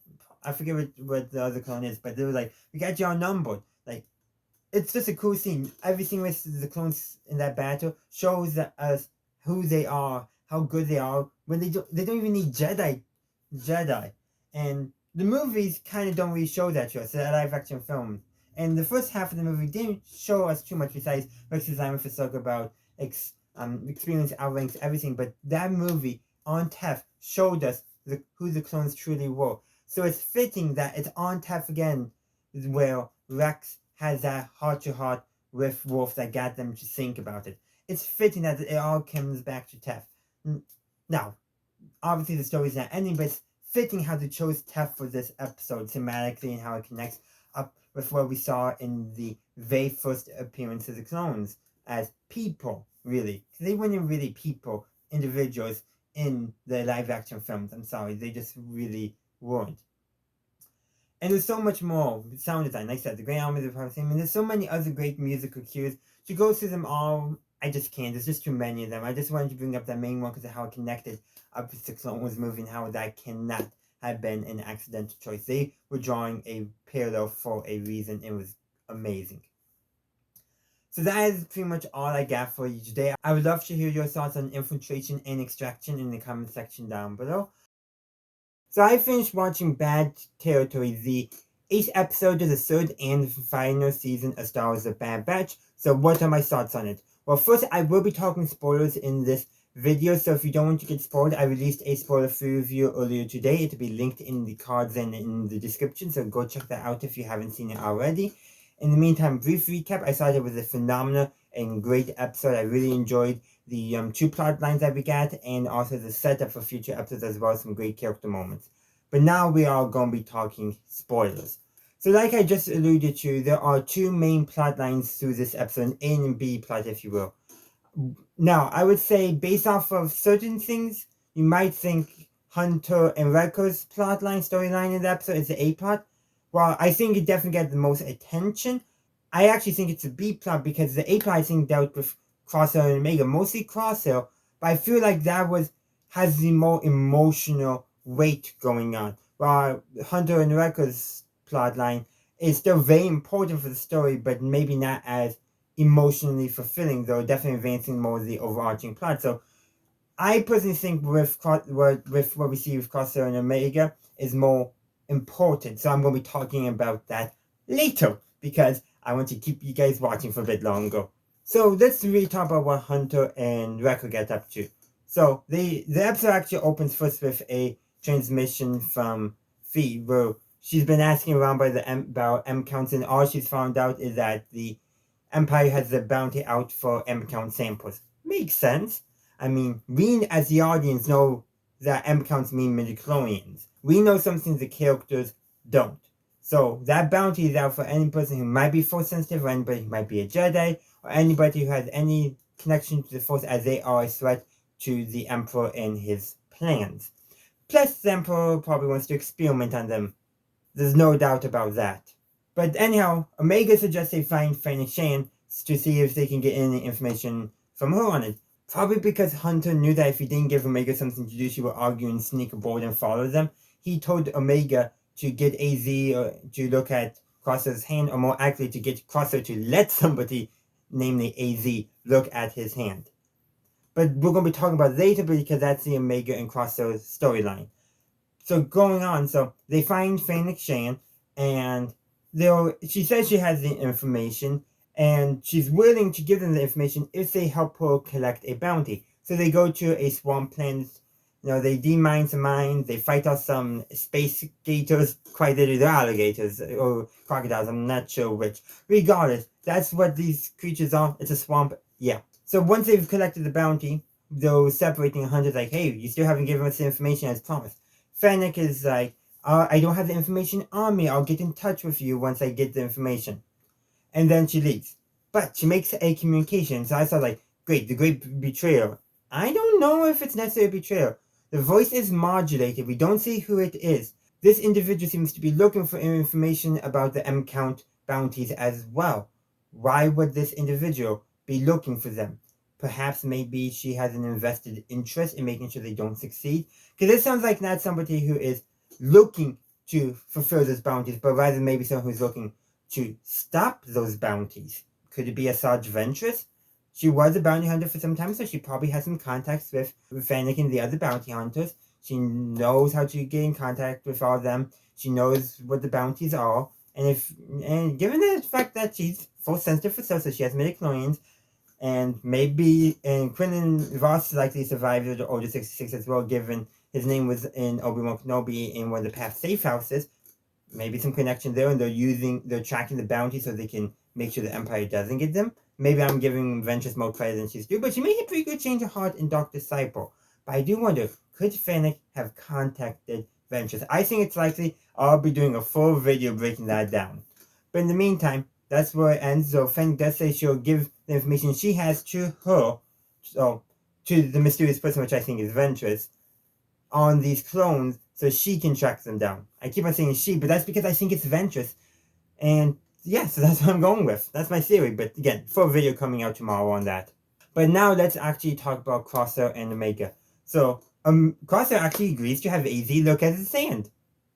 Obviously, all it took was Omega asking. But anyhow, AZ does everything he could, run all the scans, do some minor treatments, and nothing's getting better, at least according to Crosshair. And AZ then suggests that it's in his head. It's a mental condition, which I've been thinking, yeah, obviously all this time. But Crosshair is like, no, it's not. And he storms off. That pretty much confirms to me that it's a mental condition. Well, anyhow, he goes again to try to take do some practice shots, almost like he's trying to see if he can train his hand to be better. And he's still not hitting it as often as he would like. And Omega does tell him he's still better than most, and that's true. And a couple episodes back, when he was doing target practice, AZ told his hit rate, which was still over a 50% hit rate. So it's not like he can't shoot anymore, it's just that he's not as accurate as he used to be. It's clear whatever the Empire did to him on Tantiss has affected him mentally. He has PTSD, I can almost guarantee you. Now, I have no way of actually diagnosing him, so if anyone who's an actual psychologist and feels like it doesn't violate medical ethics wants to weigh in, please do so, because I think he has PTSD and some other forms of trauma that is negatively affecting him. He's dealing with stuff. Omega has an idea to help him. She gets him to meditate. Now, he's grumpy about it. This is Crosshair, and just the banter between them when Omega's saying you have to trust her on this, and Crosshair says, I won't like it. Something along that line. Omega pretty much says, you don't like anything. And Crosshair's like, yeah, true. Which I thought was just so self-aware of him. I mean, it really was. But so, she gets him to meditate on Pablo, and Crosshair asks where she learned this. She tells him Kashyyyk from Gunji, one of the Jedi younglings who's a Wookiee, who's now on Kashyyyk. And I really love how they mentioned that, brought that back in, how they play, and how it might help Crosshair. Now, Crosshair's grumpy about it, so that may impact him, but maybe just letting himself relax, rest, think, it might just help him, might make him feel comfortable opening up about his experience, which might be what it takes for him to actually start healing. Because, yeah, whatever's happening to his hand is mental, it's not physical. This episode confirms that. And hopefully someday he will be feeling better. Maybe even if he doesn't get to 100% like he used to be, even if it's just small improvement, that might be that wouldn't be might. That would be actually good for his mental health to see that he's improving himself, both physically but also mentally, which Crosshair desperately needs. And I'm just going to bring in, I predict that the bad territory, the title, might have something to do with Crosso's mental health, and I was kind of right, didn't explore it as deep as I want, but yeah, his mental health was addressed, and that's a bad territory for him, personally. And of course, the title is a double meaning, so it's not only Crosso's bad territory, which actually I think is the secondary, the hidden meaning. The bad territory is actually will Hunter and Wrecker help Fennec find her bounty. That's the obvious bad territory of the title, but the true bad territory of the title, in my opinion, is Crosshair's mental health, or more accurately, his mental illness that is negatively impacting him. But that's all I got for today. I would love to hear your thoughts on bad territory in the comment section down below. So I just finished watching The Harbinger, the 9th episode of the 3rd and final season of Star Wars: The Bad Batch.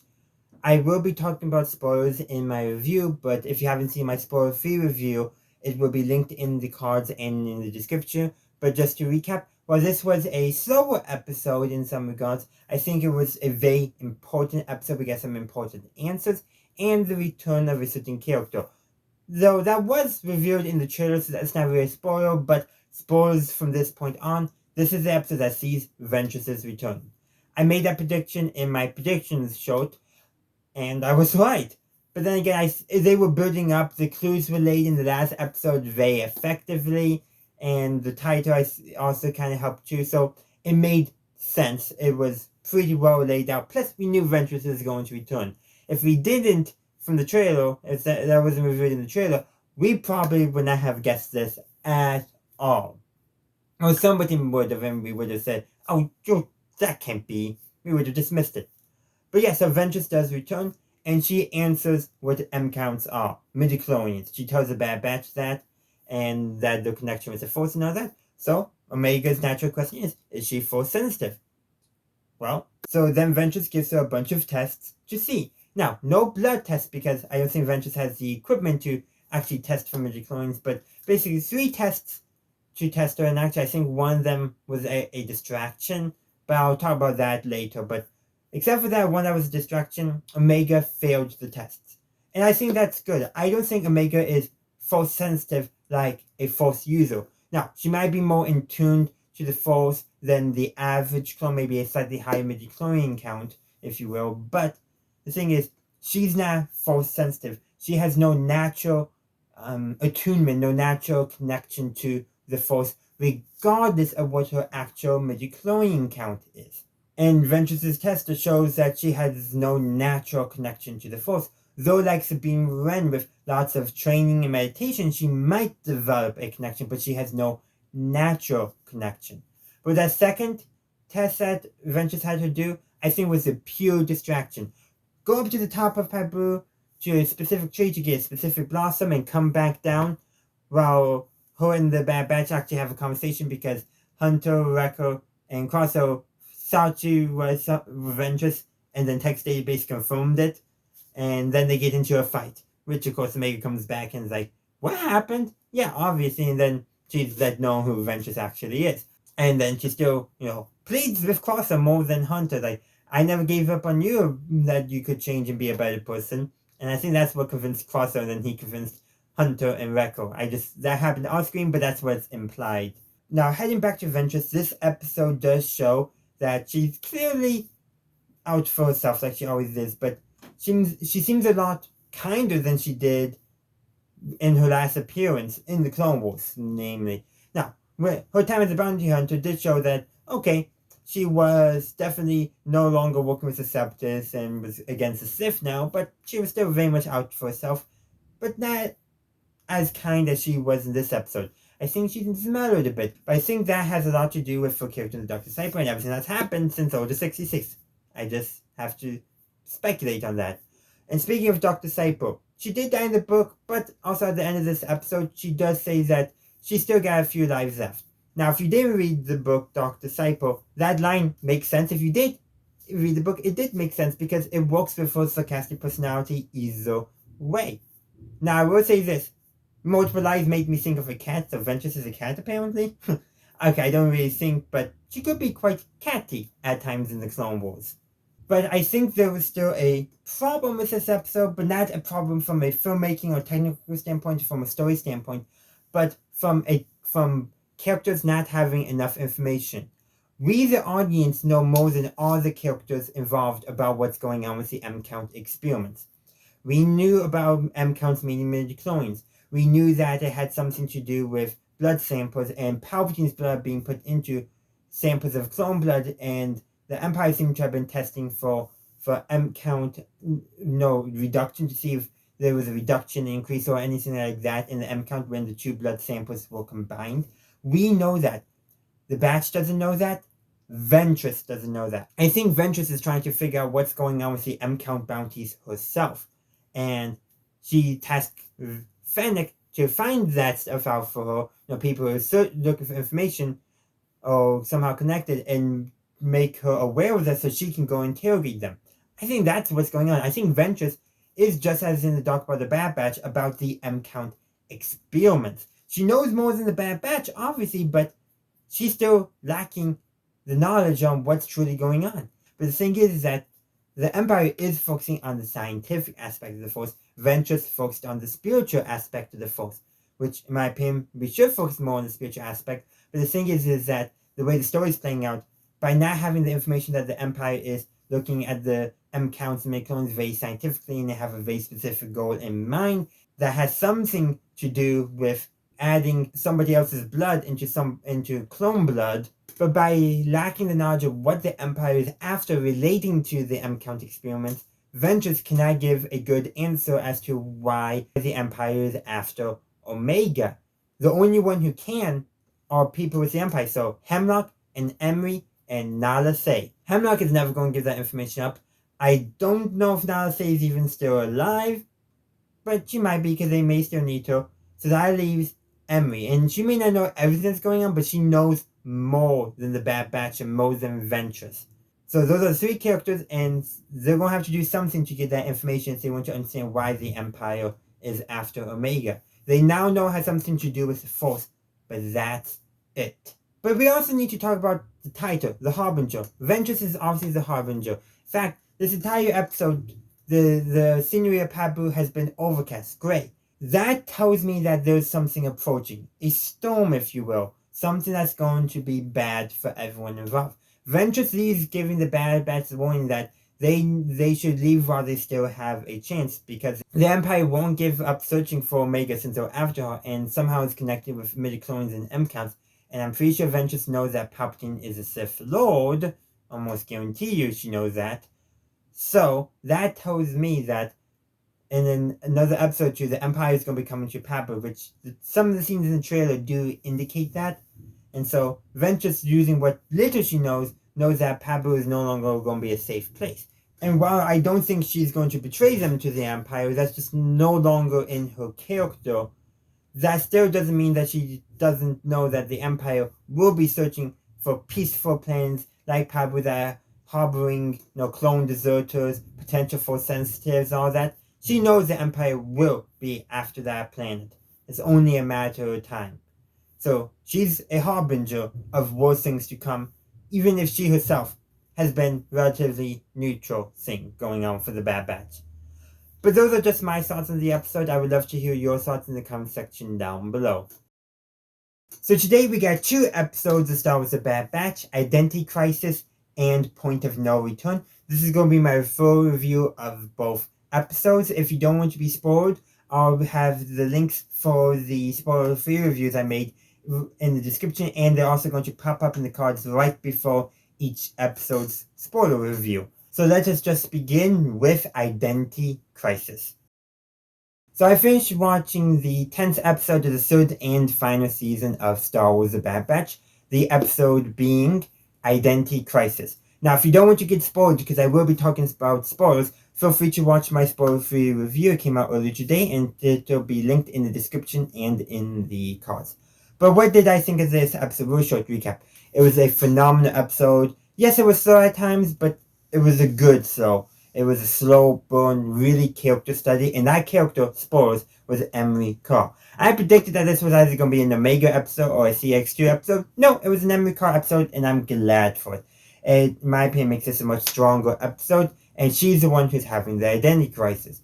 It's not a full-on identity crisis like Panic and Identity Crisis, but now the wheels, I think, are truly turning in her head, and she's wondering, like, is she doing the right thing? But let's actually just recap episode 1. The Bad Batch doesn't appear save for a single picture of Omega on a datapad. That's all we get. That's good in my opinion. Sure, it's about the Bad Batch, but this is affecting the Bad Batch. This is giving us, the audience, more information about what's going on with Project Necromancer, along the same time that Emery Carr is finding out about what's going on with Project Necromancer. Kids. So, if you remember way back in the Clone Wars, there was that episode arc where the bounty hunter Cad Bane was kidnapping children. Yeah, the Palpatine, the Emperor, he never stopped doing that, and he's still employing Cad Bane for that, which is just like, okay. Boba did a good service when he shot with Cad Bane way in the Book of Boba Fett. I just gotta say, that guy. But anyhow, let's not complain about Cad Bane too much, but I did like that little callback to the Clone Wars, how Cad Bane was the one doing it back then. Going back to what the story is actually about, Emery Carr is now basically in charge of Project Necromancer and maintaining the specimens as Dr. Hemlock calls them, the kids. And you can tell Emery Carr is disturbed, unsettled by the fact that the specimens are kids. She's like, why aren't they adults? And it has to do with M counts. They have high M counts. Going back to the episode in Clone Wars where Cad Bane was kidnapping Force-sensitive children, which he's still doing for the Empire. But you can tell, like I said, is unsettled by this. She even goes to Narset to ask her some questions about Project Necromancer. And you can tell there's some resentment there. And I think that resentment might connect back to Omega, because Emery has this line about being, abandoned, cast aside, something along those lines. And that almost makes me think, could Emery have been Narset's original lab assistant before Omega came along? And while it seems like Emery's not holding any resentment towards Omega, she is holding resentment towards Narset about all that. Hard to say for sure. But Emery does get to know one of the kids a little more than the other. The one who's most social. There's one who tries to escape, one who's not as social. The one who tries to escape is put in solitary confinement for 2 days. Just totally reasonable punishment. By the way, solitary confinement is terrible even for adults beyond 24 hours. 48 is pushing it for adults. So yeah. Definitely very bad that you're putting a kid in solitary confinement, Empire. But you can tell, Emery has some care for these kids because, well, she's still figuring this all out on herself, but she does have some care. Like, she thinks that Scourge used too much force when the one kid tried to escape. She, and a few other things as well. Like, you can tell, she has some care. And there's a scene back in one of the other labs, the one with actually testing the blood samples, where she opens a drawer and Omega's lunchbox is still there with the doll that Omega had made out of straw. Well, she gives that doll to the one kid that she had talked with the most. Partially, I think, to kind of regain some trust, but I think as an apology more than anything else for lying about the other kid not being punched. No, yes, Emery didn't know that, but she could have inquired, probably looked on her datapad, but she's thinking, okay, they're not going to punch them too severely. And I think this is all why she's the titular character and why she's having an identity crisis, why she's now wondering, is she actually doing the right thing? Way back when I talked about episodes 1 and 3, which, by the way, episode 1, you can see why this episode reminded me. Little slower and all that, we're just seeing the daily life of somebody at this facility at Mount Tantiss. But there's so many great pillars and all that, but the thing is, I had talked about in those reviews regarding small acts of defiance. Omega had them, helping Batcher heal injuries and asking to investigate, but also letting Batcher go into the wild so she had a chance to survive rather than being euthanized by the Empire. Narset doing everything she can to protect Omega, including discarding Omega's blood samples. Then we also have, those are the two main examples, but Emery also showed a little bit of defiance by giving Omega her straw doll back. And she shows defiance again in this episode by giving that straw doll to one of the kids. She's on the path of defiance of resisting, rebelling against the Empire. She's not quite there yet. She's in the crisis stage, the identity crisis, figuring out who she is and perhaps what she should actually be doing. And there's a few other scenes too. I mentioned Cad Bane collecting Force-sensitive kids for the Empire as a part of Project Necromancer, like he was doing back in the Clone Wars. But there's other things as well regarding interesting stuff. CX2 is contacted by Dr. Hemlock for a progress update. And one was mixing there's other Clone X assassins, but the first two that we saw were fully, like the prototypes fully complete. And this one, he was actually activated early. His training was not complete.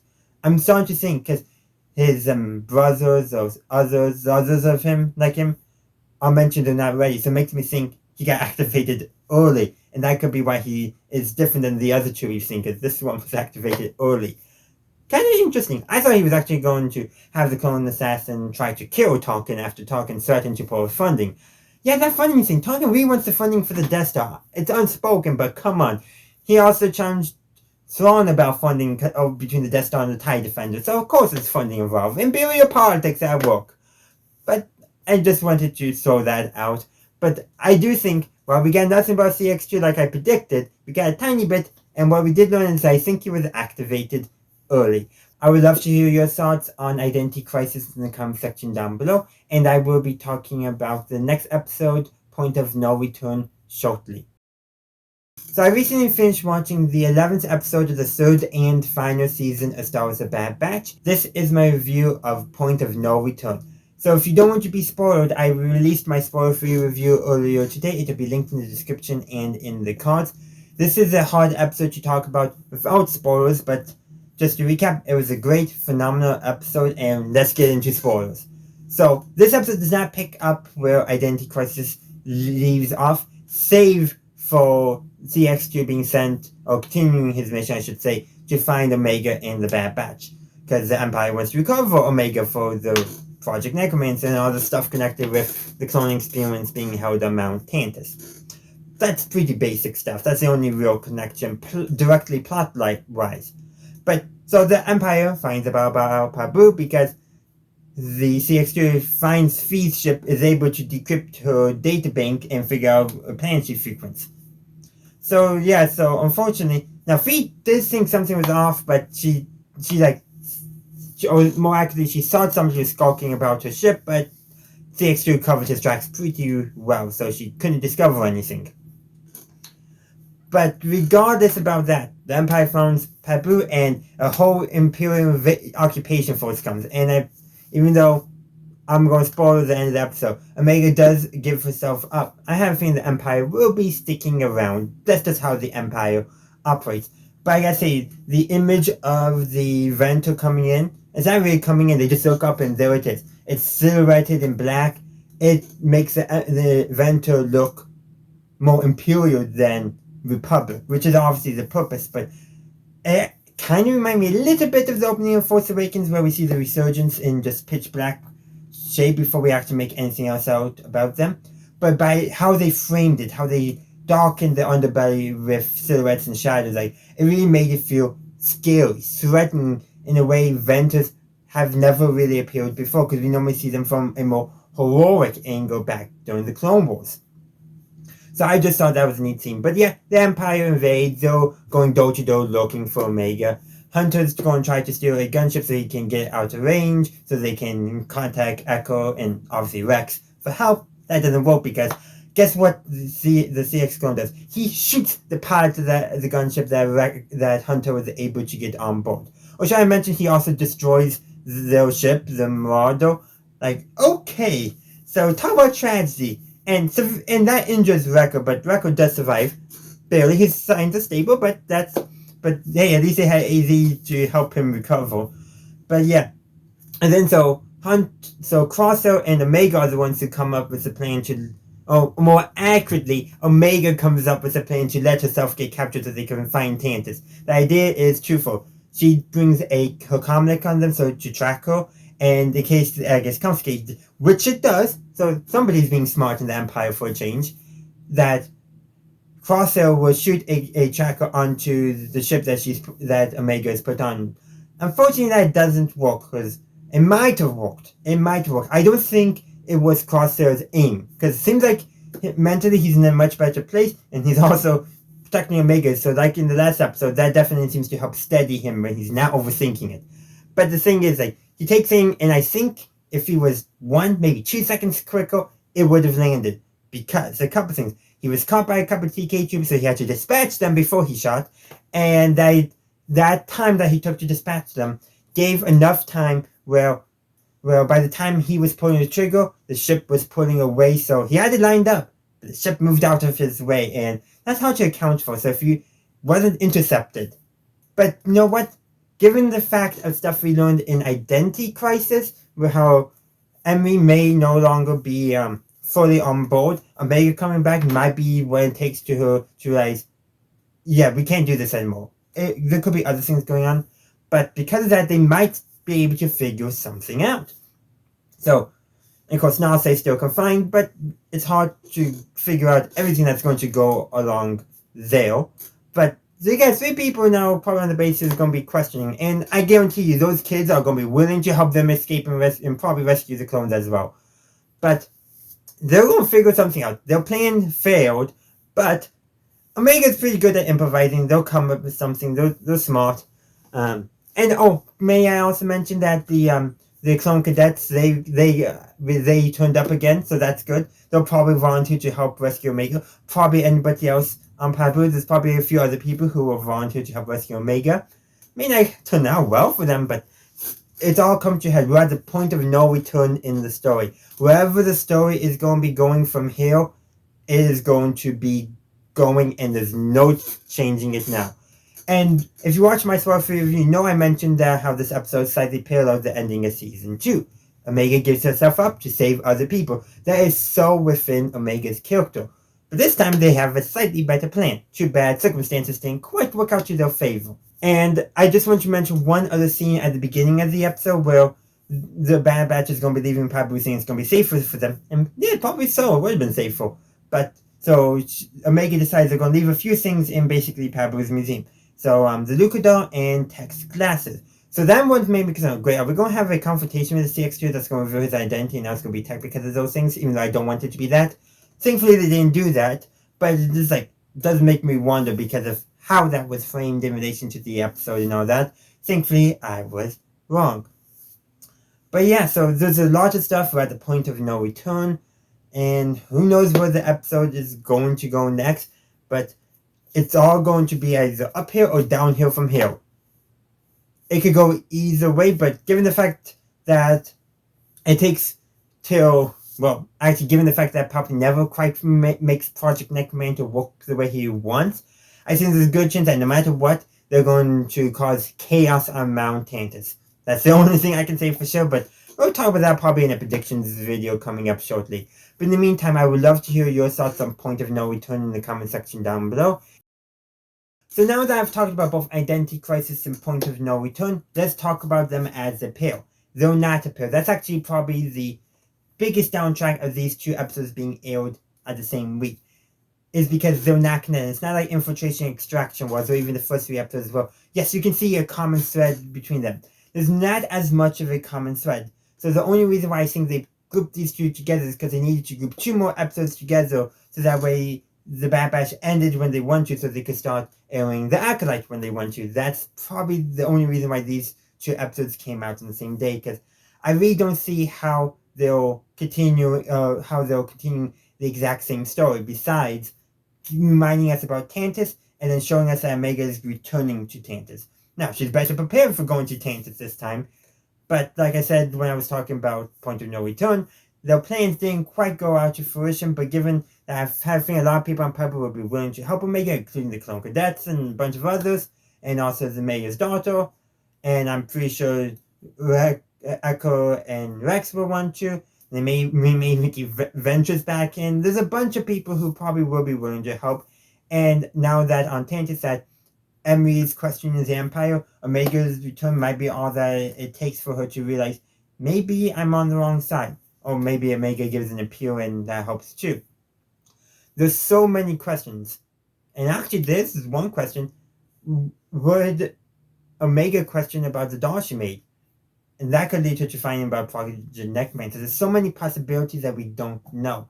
But we'll save that for when I speculate about upcoming episodes. But like I said, these 2 episodes were great individually. I just don't know how well they fit together as a pair.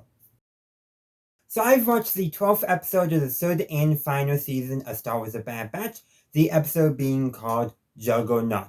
Now, if you don't want to be spoiled by this episode, I did release a spoiler-free review earlier today. It will be linked in the cards and in the description, so go check that out.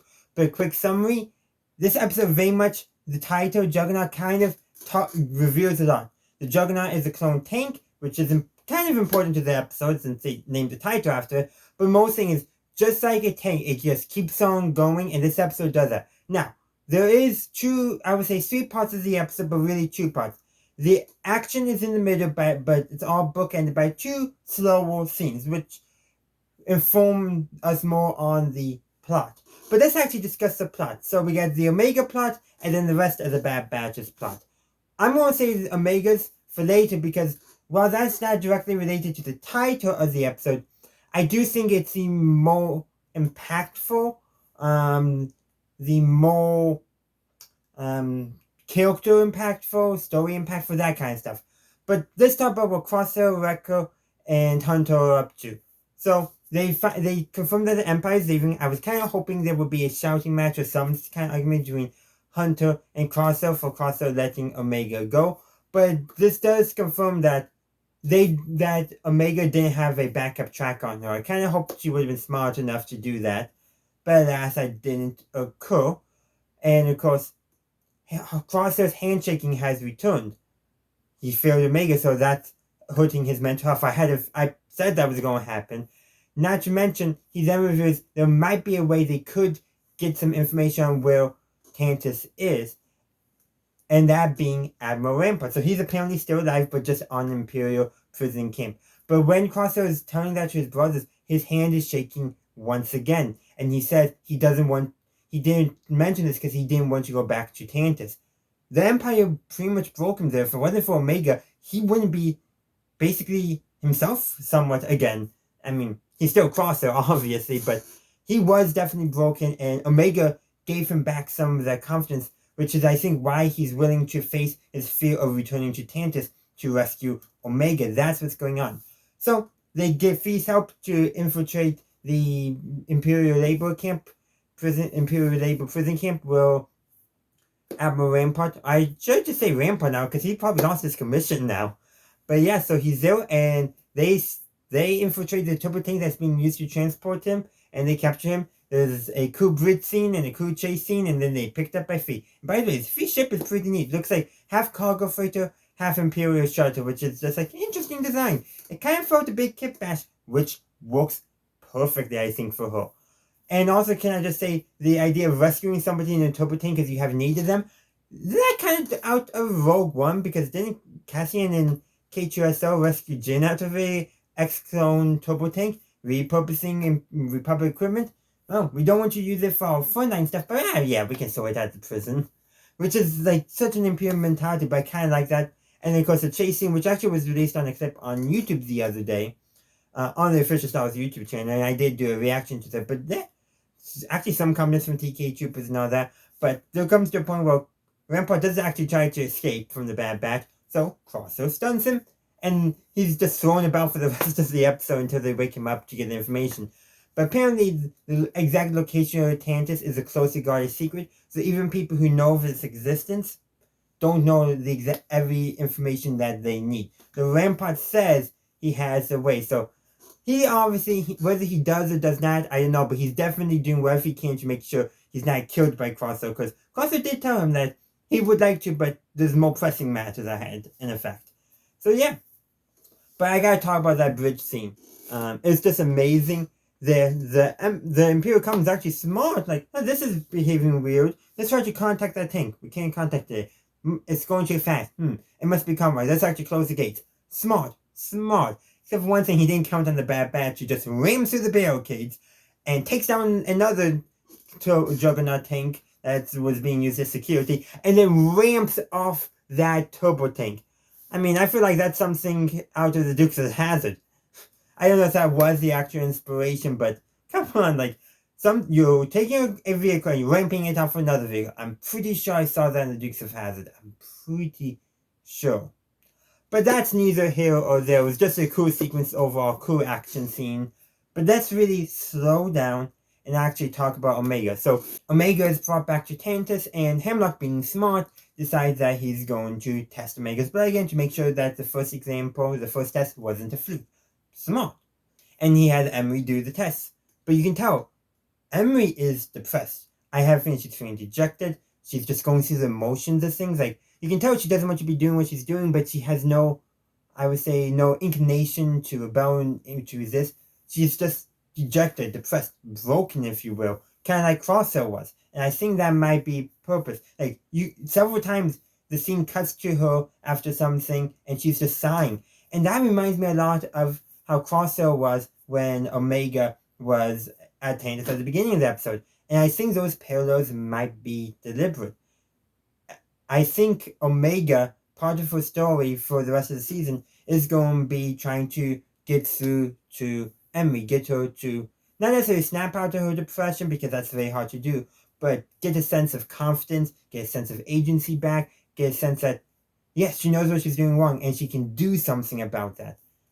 And Omega, I think, is going to be the key to that. She's going to be there encouraging Emery, but now the other kids as well. Omega's going to get them on her side. She will. She knows how to plan, how to organize. She knows what she's going to do. Or more accurately, she knows that she's going to figure out what she's going to do.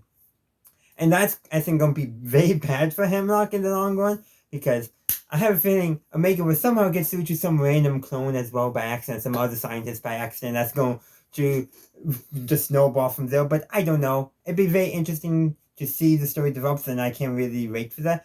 But I do think Omega will be very key to encouraging the kids and Emery and maybe other people as well, but that's just random speculation there, into having an ability to act, not feeling dejected, depressed, having actual willpower to resist, to stand up against. Meanwhile, the Batch is going to be doing their darndest to get to Tantiss and help from the outside, and you better believe that they will figure it out somehow. They definitely will. But those are just my thoughts on the episode. I would love to hear your thoughts in the comment section down below. So I finished watching the 13th episode of the third and final season of Star Wars: The Bad Batch, the episode being called Into the Breach. Now, there will be spoilers in this review, so if you would like to avoid spoilers, I have my spoiler-free review linked in the description and in the cards. But just to recap, it's another great episode with some high action scene, but also some nice tense moments as well. This isn't really a spoiler, so I did include it in my spoiler-free review, but the Bad Batch are trying to figure out how to rescue Omega, and Omega is trying to figure out how to escape. That is kind of an obvious thing to conclude, doesn't really give away anything, but how they go about it all, that is the spoilers. I'm going to end with the Omega stuff because I think it's more impactful and I want you guys to watch to that point. So let's talk about what is going on with Hunter, Wrecker, and Crosshair, and Admiral Rampart, Vice Admiral Rampart. Well, he's actually given a captain's uniform in this episode, so now he's Captain Rampart? Not really, but he's been demoted to prisoner, so this is actually a promotion for him again. But let me explain. So, in order to get the coordinates for Tantiss, they have to infiltrate the station that is used as a waypoint for every ship traveling to Tantiss. Basically, the ship's stuck there, they're inspected, blah, blah, blah, and then they're given the coordinates to Tantiss. And this is in the orbit of Coruscant. And, of course, we have an Imperial station there, and I gotta say, I get some vague Ralph McCoy concept art vibes, since the Imperial construction dome that we saw above Geonosis, the station is a very similar design to it, which in his original concept art, which was actually designed for, I believe, his Death Star, but was in orbit of the Imperial capital planet, which now is Coruscant, but I believe it was called something else back then. But that's just a neat little thing there, vibe I picked up on.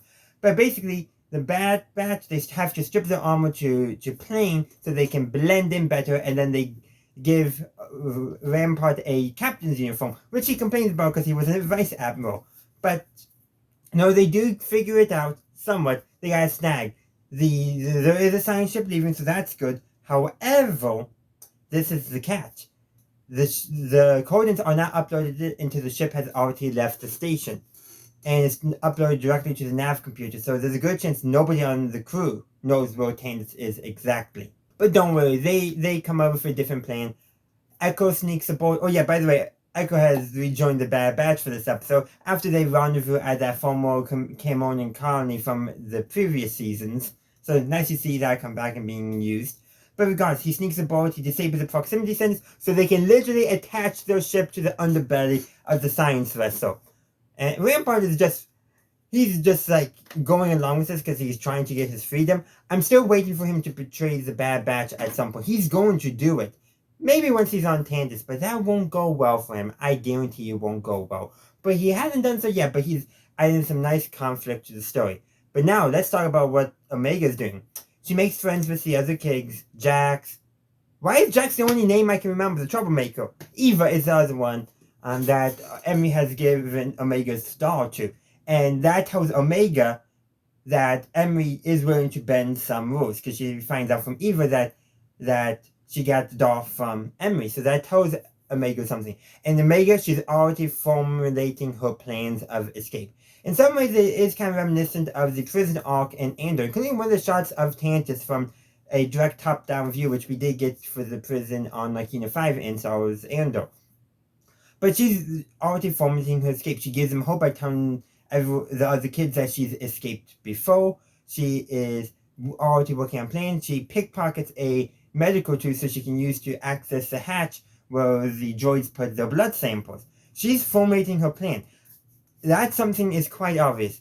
And she's already planning on getting the kids out. Of course, she is also probably formulating on, okay, how am I going to rescue all the clones here as well? She's already saying that, but she may not be telling the other kids that just because, she doesn't want to maybe overburden them, because I could see her thinking like that, and also she doesn't want them panicking, because let's be real, she can tell they're dejected, very much like Crosshair was. But these kids are already more willing to jump aboard an escape plan than Omega is. Well, Omega, having escaped once before, knows a bit about how to escape Tantiss, so that helps her as well. And with the Bad Batch coming, it's going to all come in together. Now, the only question is, how is Rex and his band of clones going to help during all this? Because we know they are going to do so. But I guess we just have to wait till the next episodes for that. But I gotta say, this is a great episode. I really love the character beats. I love Omega making friends with the other kids and getting them in on her escape attempt. One of the scientists even comments to Emery Carr that it's probably not so wise putting Omega in there. She tells the other scientists that she's the chief scientist. She knows what she's doing. I think she does know what she's doing. I think she knows that Omega will try to escape no matter what. So she probably justified it to Dr. Hemlock by saying it's better security in there. But potentially, in back of her head, she's not really acknowledging it with herself yet. But I think she wants Omega to escape again. I do think so. But she's not ready to acknowledge it to even herself. So I think it's her subconscious influencing her conscious to make a decision that will actually make it easier for Omega to escape. We'll get into a lot of psychology stuff, but Omega is going to find the right buttons to press, and Emery will probably be all in on it. Hopefully. I could be totally wrong with that. But we'll save that for a future speculation video. But in the meantime, I would love to hear your thoughts on Into the Breach in the comment section down below. So I've watched the 14th episode of the third and final season of Star Wars The Bad Batch, the episode being called Flash Strike. So this is the penultimate episode of the series. We got one more left. I'll talk about that a little bit later because everything in this episode is setting that episode up. If you were to avoid spoilers, I did release a spoiler-free review earlier today, so check that out if you would like to avoid spoilers, or if you just want to, check it out. But let's actually talk about the meat of the episode. We have the Bad Batch getting onto the planet that Tantiss is on, which from Legends was Wayland at least. But yeah, so they detach, but Hemlock, learning that the Bad Batch had infiltrated the station the science ship departed from, decides to do some extra security precautions. And so the Bad Batch couldn't do a stealthy landing and stealthy infiltration. It also doesn't help that once after they crash and all that, Rampart, well, he's complaining. He accidentally wakes a giant beast and all that. But I do want to say that giant beast, considering the patrol that found Rampart, well, the first time they found him, or was it the second time? Regardless, one of the patrols I'm pretty sure only one, or was it two? Oh, great, I'm getting that confused. But regardless, that giant beast now running rampant might help cover some of the Bad Batch's tracks in the jungle from all the patrols searching for them because Rampart's not taking any chances. And Rampart, he's just here clearly for comic relief, but there is a little bit, a conversation between him and Crosser, where Rampart observes that they're very similar, they're both out for themselves. But Crosser says that he's changed, that he's not like that anymore. And that's definitely true. Now, Crosser, I think, was never truly as self-interested as Rampart was, but there was definitely some self-interest in Crosser. He stayed with what he knew, stayed with what he thought was going to be loyal to him, but now throughout basically the earlier this season, he saw Omega show loyalty to him, and his brothers have shown a renewed sense of loyalty to him, and he's showing a sense of loyalty back to them. Now they're becoming family once again. But perhaps he needs just a little more him and the rest of the Bad Batch learning it's more than just a small group, but it's the entire galaxy that needs help against the Empire. Something along those lines. And maybe Rampart will have a change of heart. He's definitely being portrayed as a follower for Crosser, someone who has not embraced those lessons, not overcome their flaws yet. So maybe he'll have a change of heart. I mean, it would be hilarious if he becomes a rebel leader sometime in the future. I mean, that would be hilarious. I doubt it, but it would be hilarious. But the point is, he is supposed to be the follower for Crosser, and maybe Crosser can also spur him to be a better person. Like I said, I doubt that, but you never know. But let's not actually talk about now what's going on for Omega. The base is on lockdown because of the Bad Batch, and Omega can actually identify the laser cannons. So she knows now there's less people watching them in the vault, except for just one scientist and one droid. So she takes that opportunity to crawl in basically the mini turbolifts being used for the blood samples and all that, so that way she can potentially formulate an actual solid plan for escape. And she asks the other kids to distract, to delay anyone who comes in looking for her, and they do an okay-ish job. I mean, they're kids, so actually nervous, believe it or not, is actually kind of realistic. So maybe they should have mentioned those rumbles they heard. I'm just saying that might have done better, but they're new at this. Let's give them a break. But Omega, well, she crawls through those ductworks and she finds the Zero Beast. So whatever's going to happen, somehow the Zero Beast is going to be involved. If somehow in the next episode Omega is riding the Zero Beast, I will be shocked. I will flip out, but in a good way, because I've jokingly said that before, and yeah, it would be fun. I don't think that's actually going to happen, but she's definitely incorporating the Zero Beast into her plans, which probably involves going to be releasing it. And seeing what the Zero Beast done on Coruscant before, and also on Miles still, yeah, I think it's definitely going to be a good distraction. But Omega does get back in time. But the pieces are in place for this episode. Yes, we got some small character moments here and there, but there's one more important character moment to discuss. This is actually probably the biggest character moment. Echo Gonzalez this time was actually aboard the science ship. He stole a TK Trooper's armor, then stole a droid's hand so he could blend in slightly better, and he infiltrates Tantiss. He gets into the science lab, and he discovers basically probably almost every clone that was being tested on. And then Emery walks in. Emery's like, troopers aren't supposed to be in there. And I think she quickly caught on that it was not a regular TK Trooper. Probably once she heard the clone voice, she was confirmed, but probably also, the droid hand. She's a scientist. She's probably more observant than the average person on Tantiss. I'm just saying. And she also correctly identifies him as Echo, which is quite impressive. Just from what Omega has told Emery of Echo, Emery was able to identify with Echo. And Echo is, of course, mentioned that Omega saw something in her and he hopes that she's right and all that. And takes off the helmet, too, that he stole. And because he was experimenting on. He doesn't like being experimented on. And he basically does a confrontation with Emery about the fact that she was experimenting on other clones like herself and his brothers. He confronted her on that and she said she was just doing her job. Isn't that kind of similar to, good soldiers follow orders? And I would say yes. And let's be real, I've been saying this on time, but deep down, Emery wants to do the right thing, but she doesn't know how. It's safe to say that she feels trapped in the situation. In the previous episode, I mentioned how she was being portrayed as more depressed. Now that she knew more was going on, that Omega was back. So I think it's safe to say that she wants to do the right thing.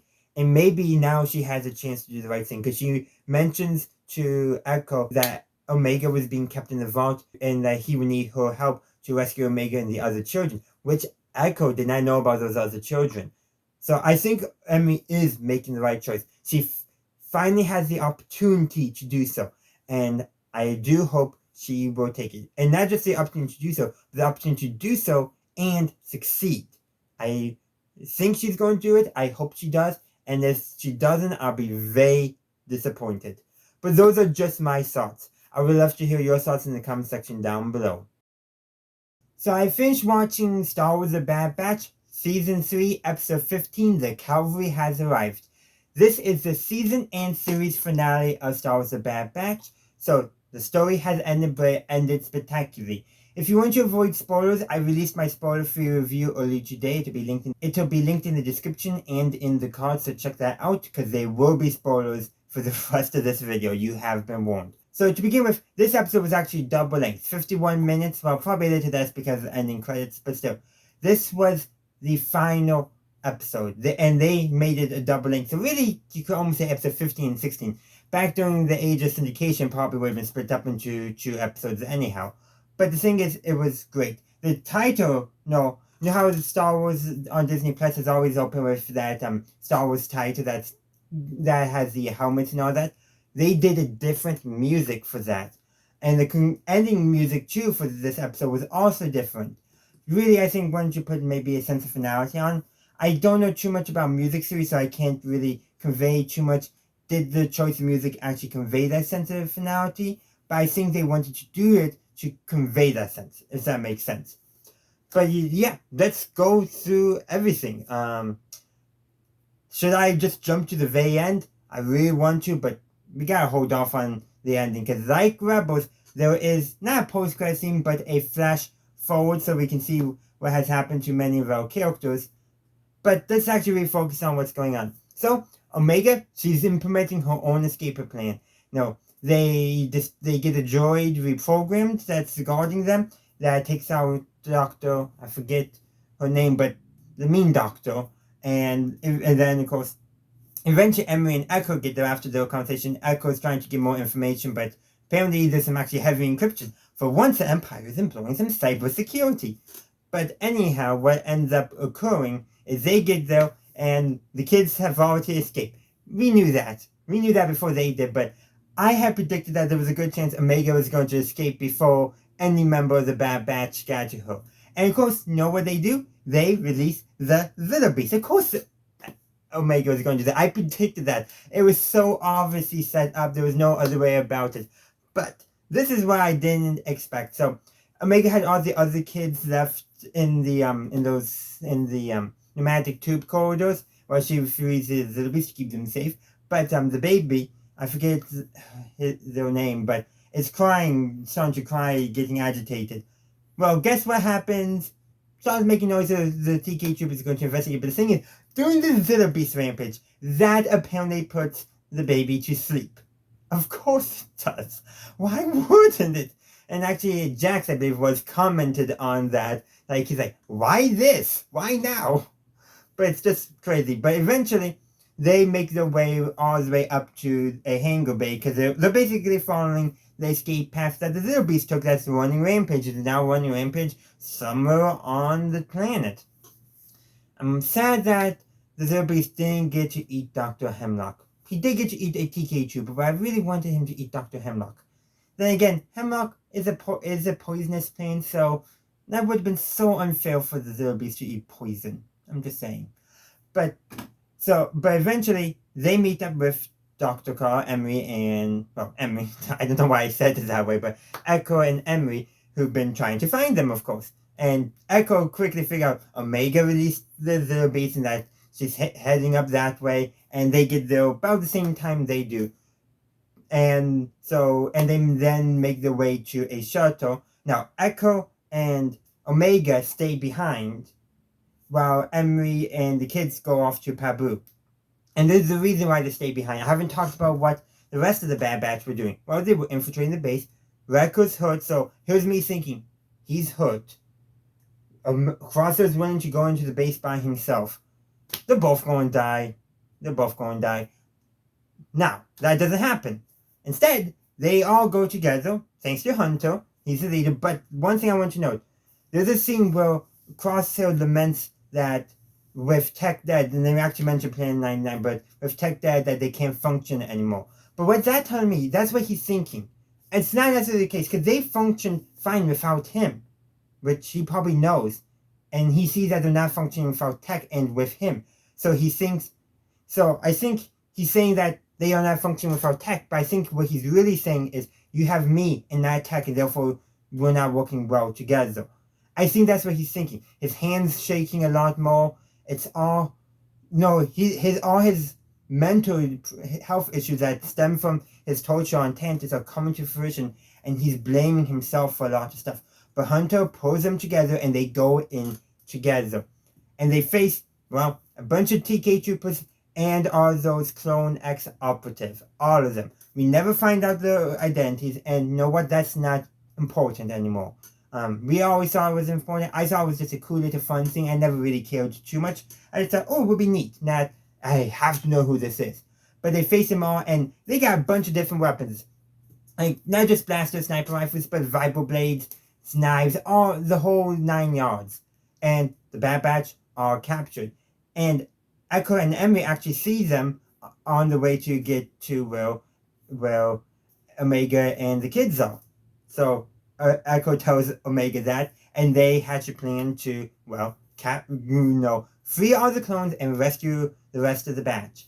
And they free the clones. That includes Nala Se and Rampart. And Nala Se goes on a mission to destroy her lab and get rid of all the data because she knows the Empire can't have it. And Rampart, he follows her, and I mean follows. He's not helping her because he knows what's going to happen. He picks that up, and he wants to try to, gain favor with the Emperor again. Well, what happens? Nala Se picks up a thermal detonator off of a clone commander that another clone had had eliminated, and then Rampart picks up a blaster from an Imperial technician, not tech. I should be clear on that. But anyhow, Nala Se enters her labs and starts doing some stuff with the data, and then Rampart comes in and points the blaster at her and asks her to tell her about Project Necromancer. She does, but one thing that we notice as the audience, because the camera focuses, she turns that thermal detonator on, probably because she has decided that no matter what, the lab is and the data core is being destroyed. And so, after a break, after some other things happen, which we'll get to later, Rampart gets the information. He knows where Project Necromancer is, and he's going to use that to gain favor with the Emperor. Then he shoots Nala Se. But Nala Se, because I already had the thermal detonator on, it was already primed. Now, she hadn't released the safety yet, obviously, until she was shot. And then, boom. And that actually does help the clones and the batch. The clones, Echo and Omega, rescue the Bad Batch. They get to the training room, which is where all the conditioning for the clone operatives are. And by the way, the injured clones were not sent on that mission. So that was good. They go and get the shuttle, and 2 healthy clones to help them out. So doing some tactical thinking there. But they go in there, and Omega goes the stealth way in, and so she starts freeing the batch. And then the clones come in from underneath for the distraction. And with all those clone operatives there, they're overwhelmed. But Omega is able to free Wrecker, but she's caught before she's able to finish freeing him. But she kind of delays Hemlock monologues, and Wrecker frees himself. But what does Hemlock do? He handcuffs Omega to him, and he takes off running with Scorch for someplace. Or eventually, Wrecker gets Crosser and Hunter up, and they defeat the clone up there, and then Wrecker eventually falls down, but him and Echo take on the remaining clone operatives while Hunter and Crosser go and rescue Omega. And they do, but I gotta talk about that scene in just a second. I want to finish talking about things going on in the training room. So, Echo, Wrecker, and one of the clones who came in with them, the only one who survived, do eventually defeat all the operatives. And we did not know this one clone survived, which was actually, I think, the first clone that volunteered to help Omega and Hunter rescue the rest of the Omega and Echo rescue the rest of the Bad Batch. He's the last one surviving. I'm pretty sure it's the same one, but still, he's the one who fires the last saving shot, which is very important. A reg does that. So I want to address one of my predictions was that the Cavalry arriving was going to be the regs. Not quite. Rex and his team never came, but in some ways, Would Echo and Omega have been able to save the rest of the batch without the help of the Regs imprisoned on Tantiss? No. They were in effect the Cavalry. Everyone was a Cavalry, you could say, in this episode, which I think is just fitting. And then, so they make their way to the shuttle, and then, of course, and so Omega is taking Hemlock to a shuttle with Scorch to escape, and then Hunter and Crosso come in. They take out Scorch like a pansy, quite literally. Scorch has not been the same, and I think that's the point. He's broken his own way, and he never has a chance to recover. What would the rest of Delta Squad say? But remember, their story is technically not canon, so we have no idea what they're like in canon. But I think the point is, with Scorch was showing, he's a name clone you all love from Legends. And even he can't escape the grip of the Empire. So it takes a bunch of defective clones to save all the clones. Unfortunately, Scorch, he just never got the opportunity to defect. But anyhow, Rampart, of course, now he no longer has a ship because Crosser and Hunter took it out, so he's threatening to shoot Omega. Of course, Omega knows that he's never going to do it because he needs her alive. Well, the thing is, she has a plan. She still has that tool that she used to get into the pneumatic tubes and all that she used to reprogram the droid. She's been making good use of the tool, and I think Emmy did unconsciously let her take it. But anyhow, she gets into a position, she uses it to stab Hemlock in the leg, and that gives Crosser the opportunity to take the shot that takes Hemlock out and eliminates him, which we knew was going to happen. And throughout this episode, we have been cut multiple times to Crosser's hand shaking all the time, because it's a tremor, he's scared of it. But the thing is, he didn't take the shot with his dominant hand. He had lost his dominant hand to those clone optics, who almost took a thrill, a glee from cutting it off. He's still nervous, but he used his non-dominant hand to take the shot. He still had it in him all the time, but he was so focused, I think, on his shooting hand, he never considered his other hand, his other option. And I think that's poetic. So yes, he lost his hand. In fact, the only loss the Bad Batch suffers this entire episode. Sure, losing a hand is Star Wars tradition at this point, but I was kind of thinking something more was going to happen. Somebody was going to die. There were so many signs. But at the same time, I'm glad that they all got off Tantiss. And they did. All the kids, Emmy, all the clones that survived. So yes, there were clones who were lost. It's a tragedy. And clones who they couldn't save, like Scorch from the Empire. He stayed loyal to the end. But everyone they could save, they did. And the batch stayed whole. They only lost Tech. And that was a season ago. In some ways, if we had kept Tech, somebody would have died, I think, in this episode. But that didn't happen because we already lost Tech. The loss was felt. And maybe part of this episode was them all truly working together as a squad without Tech, who Crosser had described as what held them all together. Perhaps that is the truth. Perhaps that's just his internal struggles being vocalized. We don't know. But the point is, they did all work together and they all survived. So this is going to feel a little disjointed from the rest of my review, but I totally forgot to talk about Tarkin. So Tarkin hears about the Zero Beast getting loose. He contacts Hemlock, and Hemlock is like, I have everything under control. Well, he might, but he doesn't. He does not. He thinks he does. But anyhow, eventually Tarkin arrives right after the rest of the clones escape Tantiss. And he arrives with 2 Venters and an Imperial Star Destroyer, our first look. And I think it's fitting that 1, Tarkin has the first one that we see, and 2, that it's specifically coming as the clones are making their escape. The Clone Wars, the era of the Republic, is finally over. It's time for the reign of the Empire, and now we got the new Star Destroyers in play. And so they're scouring the base. They confirm that Tarkin, that Hemlock was killed, and among many others. And so what does Tarkin do? He's like, divert all funding to Project Stardust. Shut this all down. Of course he does. Of course he does. Tarkin, I think, was this entire time looking for an excuse to shut down Tantiss so he can get more funding for the Death Star. Because he'd rather rule by fear than by anything else. And him getting the first Imperial Star Destroyer is also a moniker of that. He gets that Star Destroyer. He gets a symbol of fear before anyone else. except for probably the Emperor's personal Star Destroyer. I'm just guessing.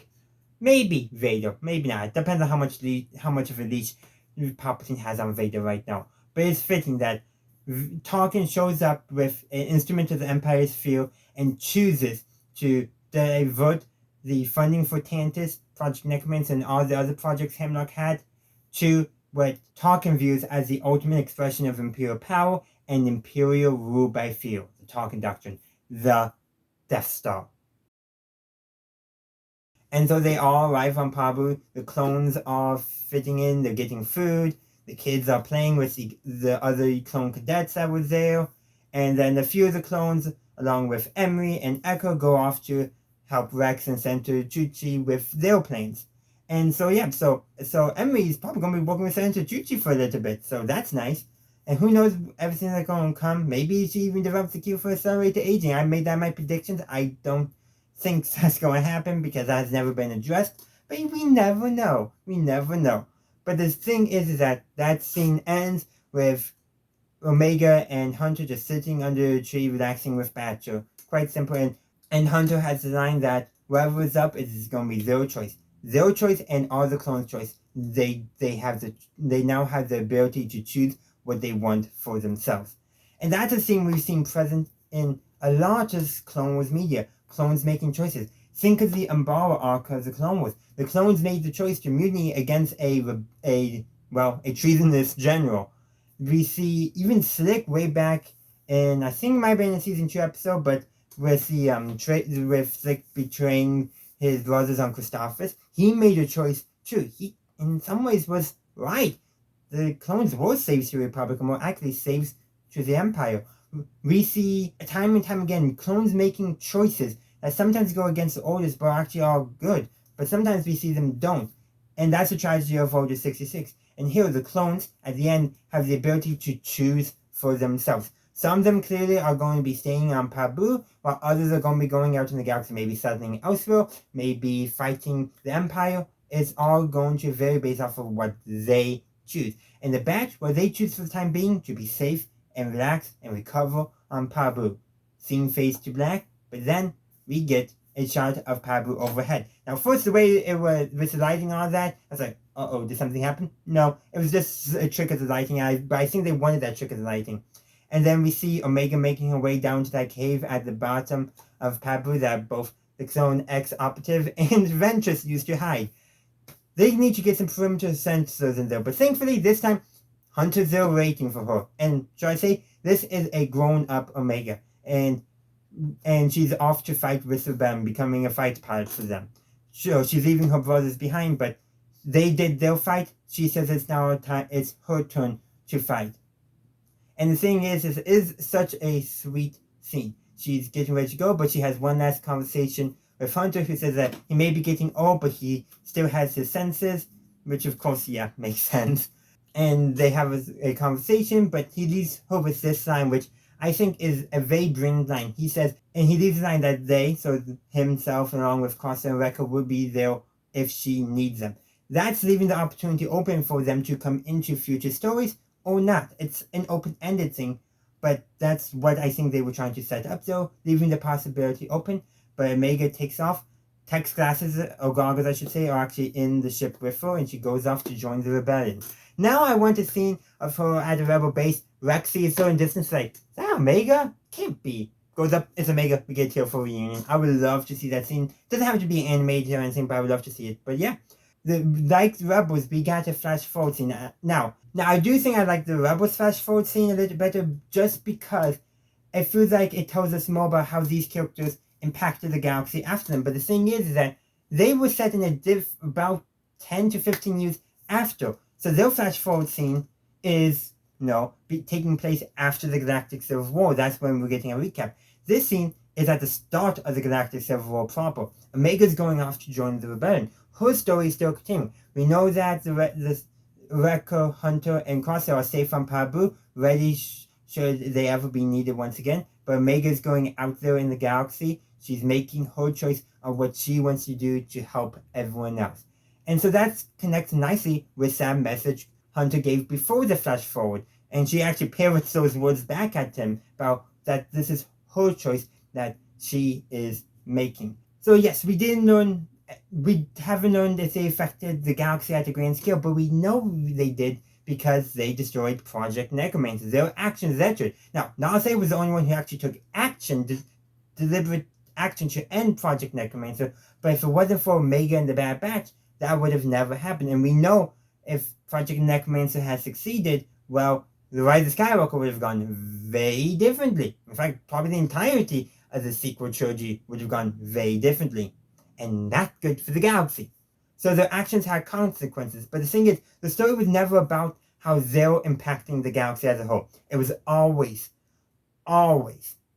a story about the clones and them having their own choices. And they made their choices and they saved the galaxy by accident. But we don't need to know that because that's not what the story is about. It's about the story of the clones and them finally having the opportunity to make their own choice, which is shown at the end with Crosshair, Wrecker, and Hunter staying behind at Pabu while Omega goes to join the rebellion. But those are just my thoughts on The Cavalry Has Arrived. I do hope you enjoyed the episode because I certainly did. I would love to hear your thoughts on The Cavalry Has Arrived and the Bad Batch as a whole in the comment section down below. So we've talked about every episode of Season 3 of Star Wars The Bad Batch, and I gave, at the end of the last episode, episode 15, The Cavalry Has Arrived, I gave a little bit overview of the season as a whole, and even the series as a whole, but I do want to just reiterate that this show has always been about the clones. I said that already, and I'll say it again. It's what the show has been about, and the clones gaining the opportunity to have a choice in their lives. And the ending, like I mentioned before, shows that some clones decide to stay on Pabu for safety, while others go and join the rebellion. That's what it occurs. Now, granted, we only saw a small group. We actually only saw 2 in the actual scene, but the rest of the Bad Batch are mentioned. But Hunter is representing those who choose to retire, while Omega is representing those who choose to fight. Now, Omega is also in the unique opportunity that she's younger than all her brothers. So she's has no more aging. So she's at the prime age for fighting in the rebellion. She's a young woman now. She's able to do so. While her brothers, well, they're up there in age. They're old men. Now, that doesn't mean they still can't fight, because 1, Hunter did imply that they were willing if she ever needed their help, and 2, we saw Rex and of course Gregor and Wolf in Star Wars Rebels. So we know that there are clones who are willing to still fight even at their old age. But the point being is showing that the clones had the choice, and that's the beauty of the show as a whole. So there really isn't too much more to say besides I want to hear your thoughts. What did you think of Star Wars The Bad Batch Season 3? And you know what? Let me know what did you think of the series as a whole. In the next 2 weeks, I hope to have a video out where I'm talking about the series as a whole as kind of a retrospective. And maybe a compilation of just all my reviews. They may not. I'm still working on that, but stay tuned for that. And maybe, you know what? I'll hold off until after this video is released for about a week, so that way I can include your guys' thoughts in there as well. I think that would be a neat thing to include. So yeah, let me know your thoughts on The Cavalry Has Arrived, on Season 3, on The Bad Batch as a whole, anything related to them, even some of the funny memes too. I would love to hear anything you have about The Bad Batch, about their character arcs, character development. Let's really get a great conversation going in the comment section down below, or heck, you can even go on my Discord and in the... I don't think I have a Bad Batch channel, but I definitely have a Star Wars animation channel where you can certainly talk about the show there. Thank you for watching my video. I do hope you enjoyed it. If you did, please be sure to give this video a like and share. Also, consider subscribing to my channel to stay up to date on my latest content. You can also stay up to date on my content by following me on social media. I have a link tree down in the description which has all my social media links on it. Additionally, if you would like to support the channel, you can become a channel member and get early access to all my videos. In the meantime, thank you for watching, and as always, have a good day, a good night, wherever you are. May the Force be with you, always.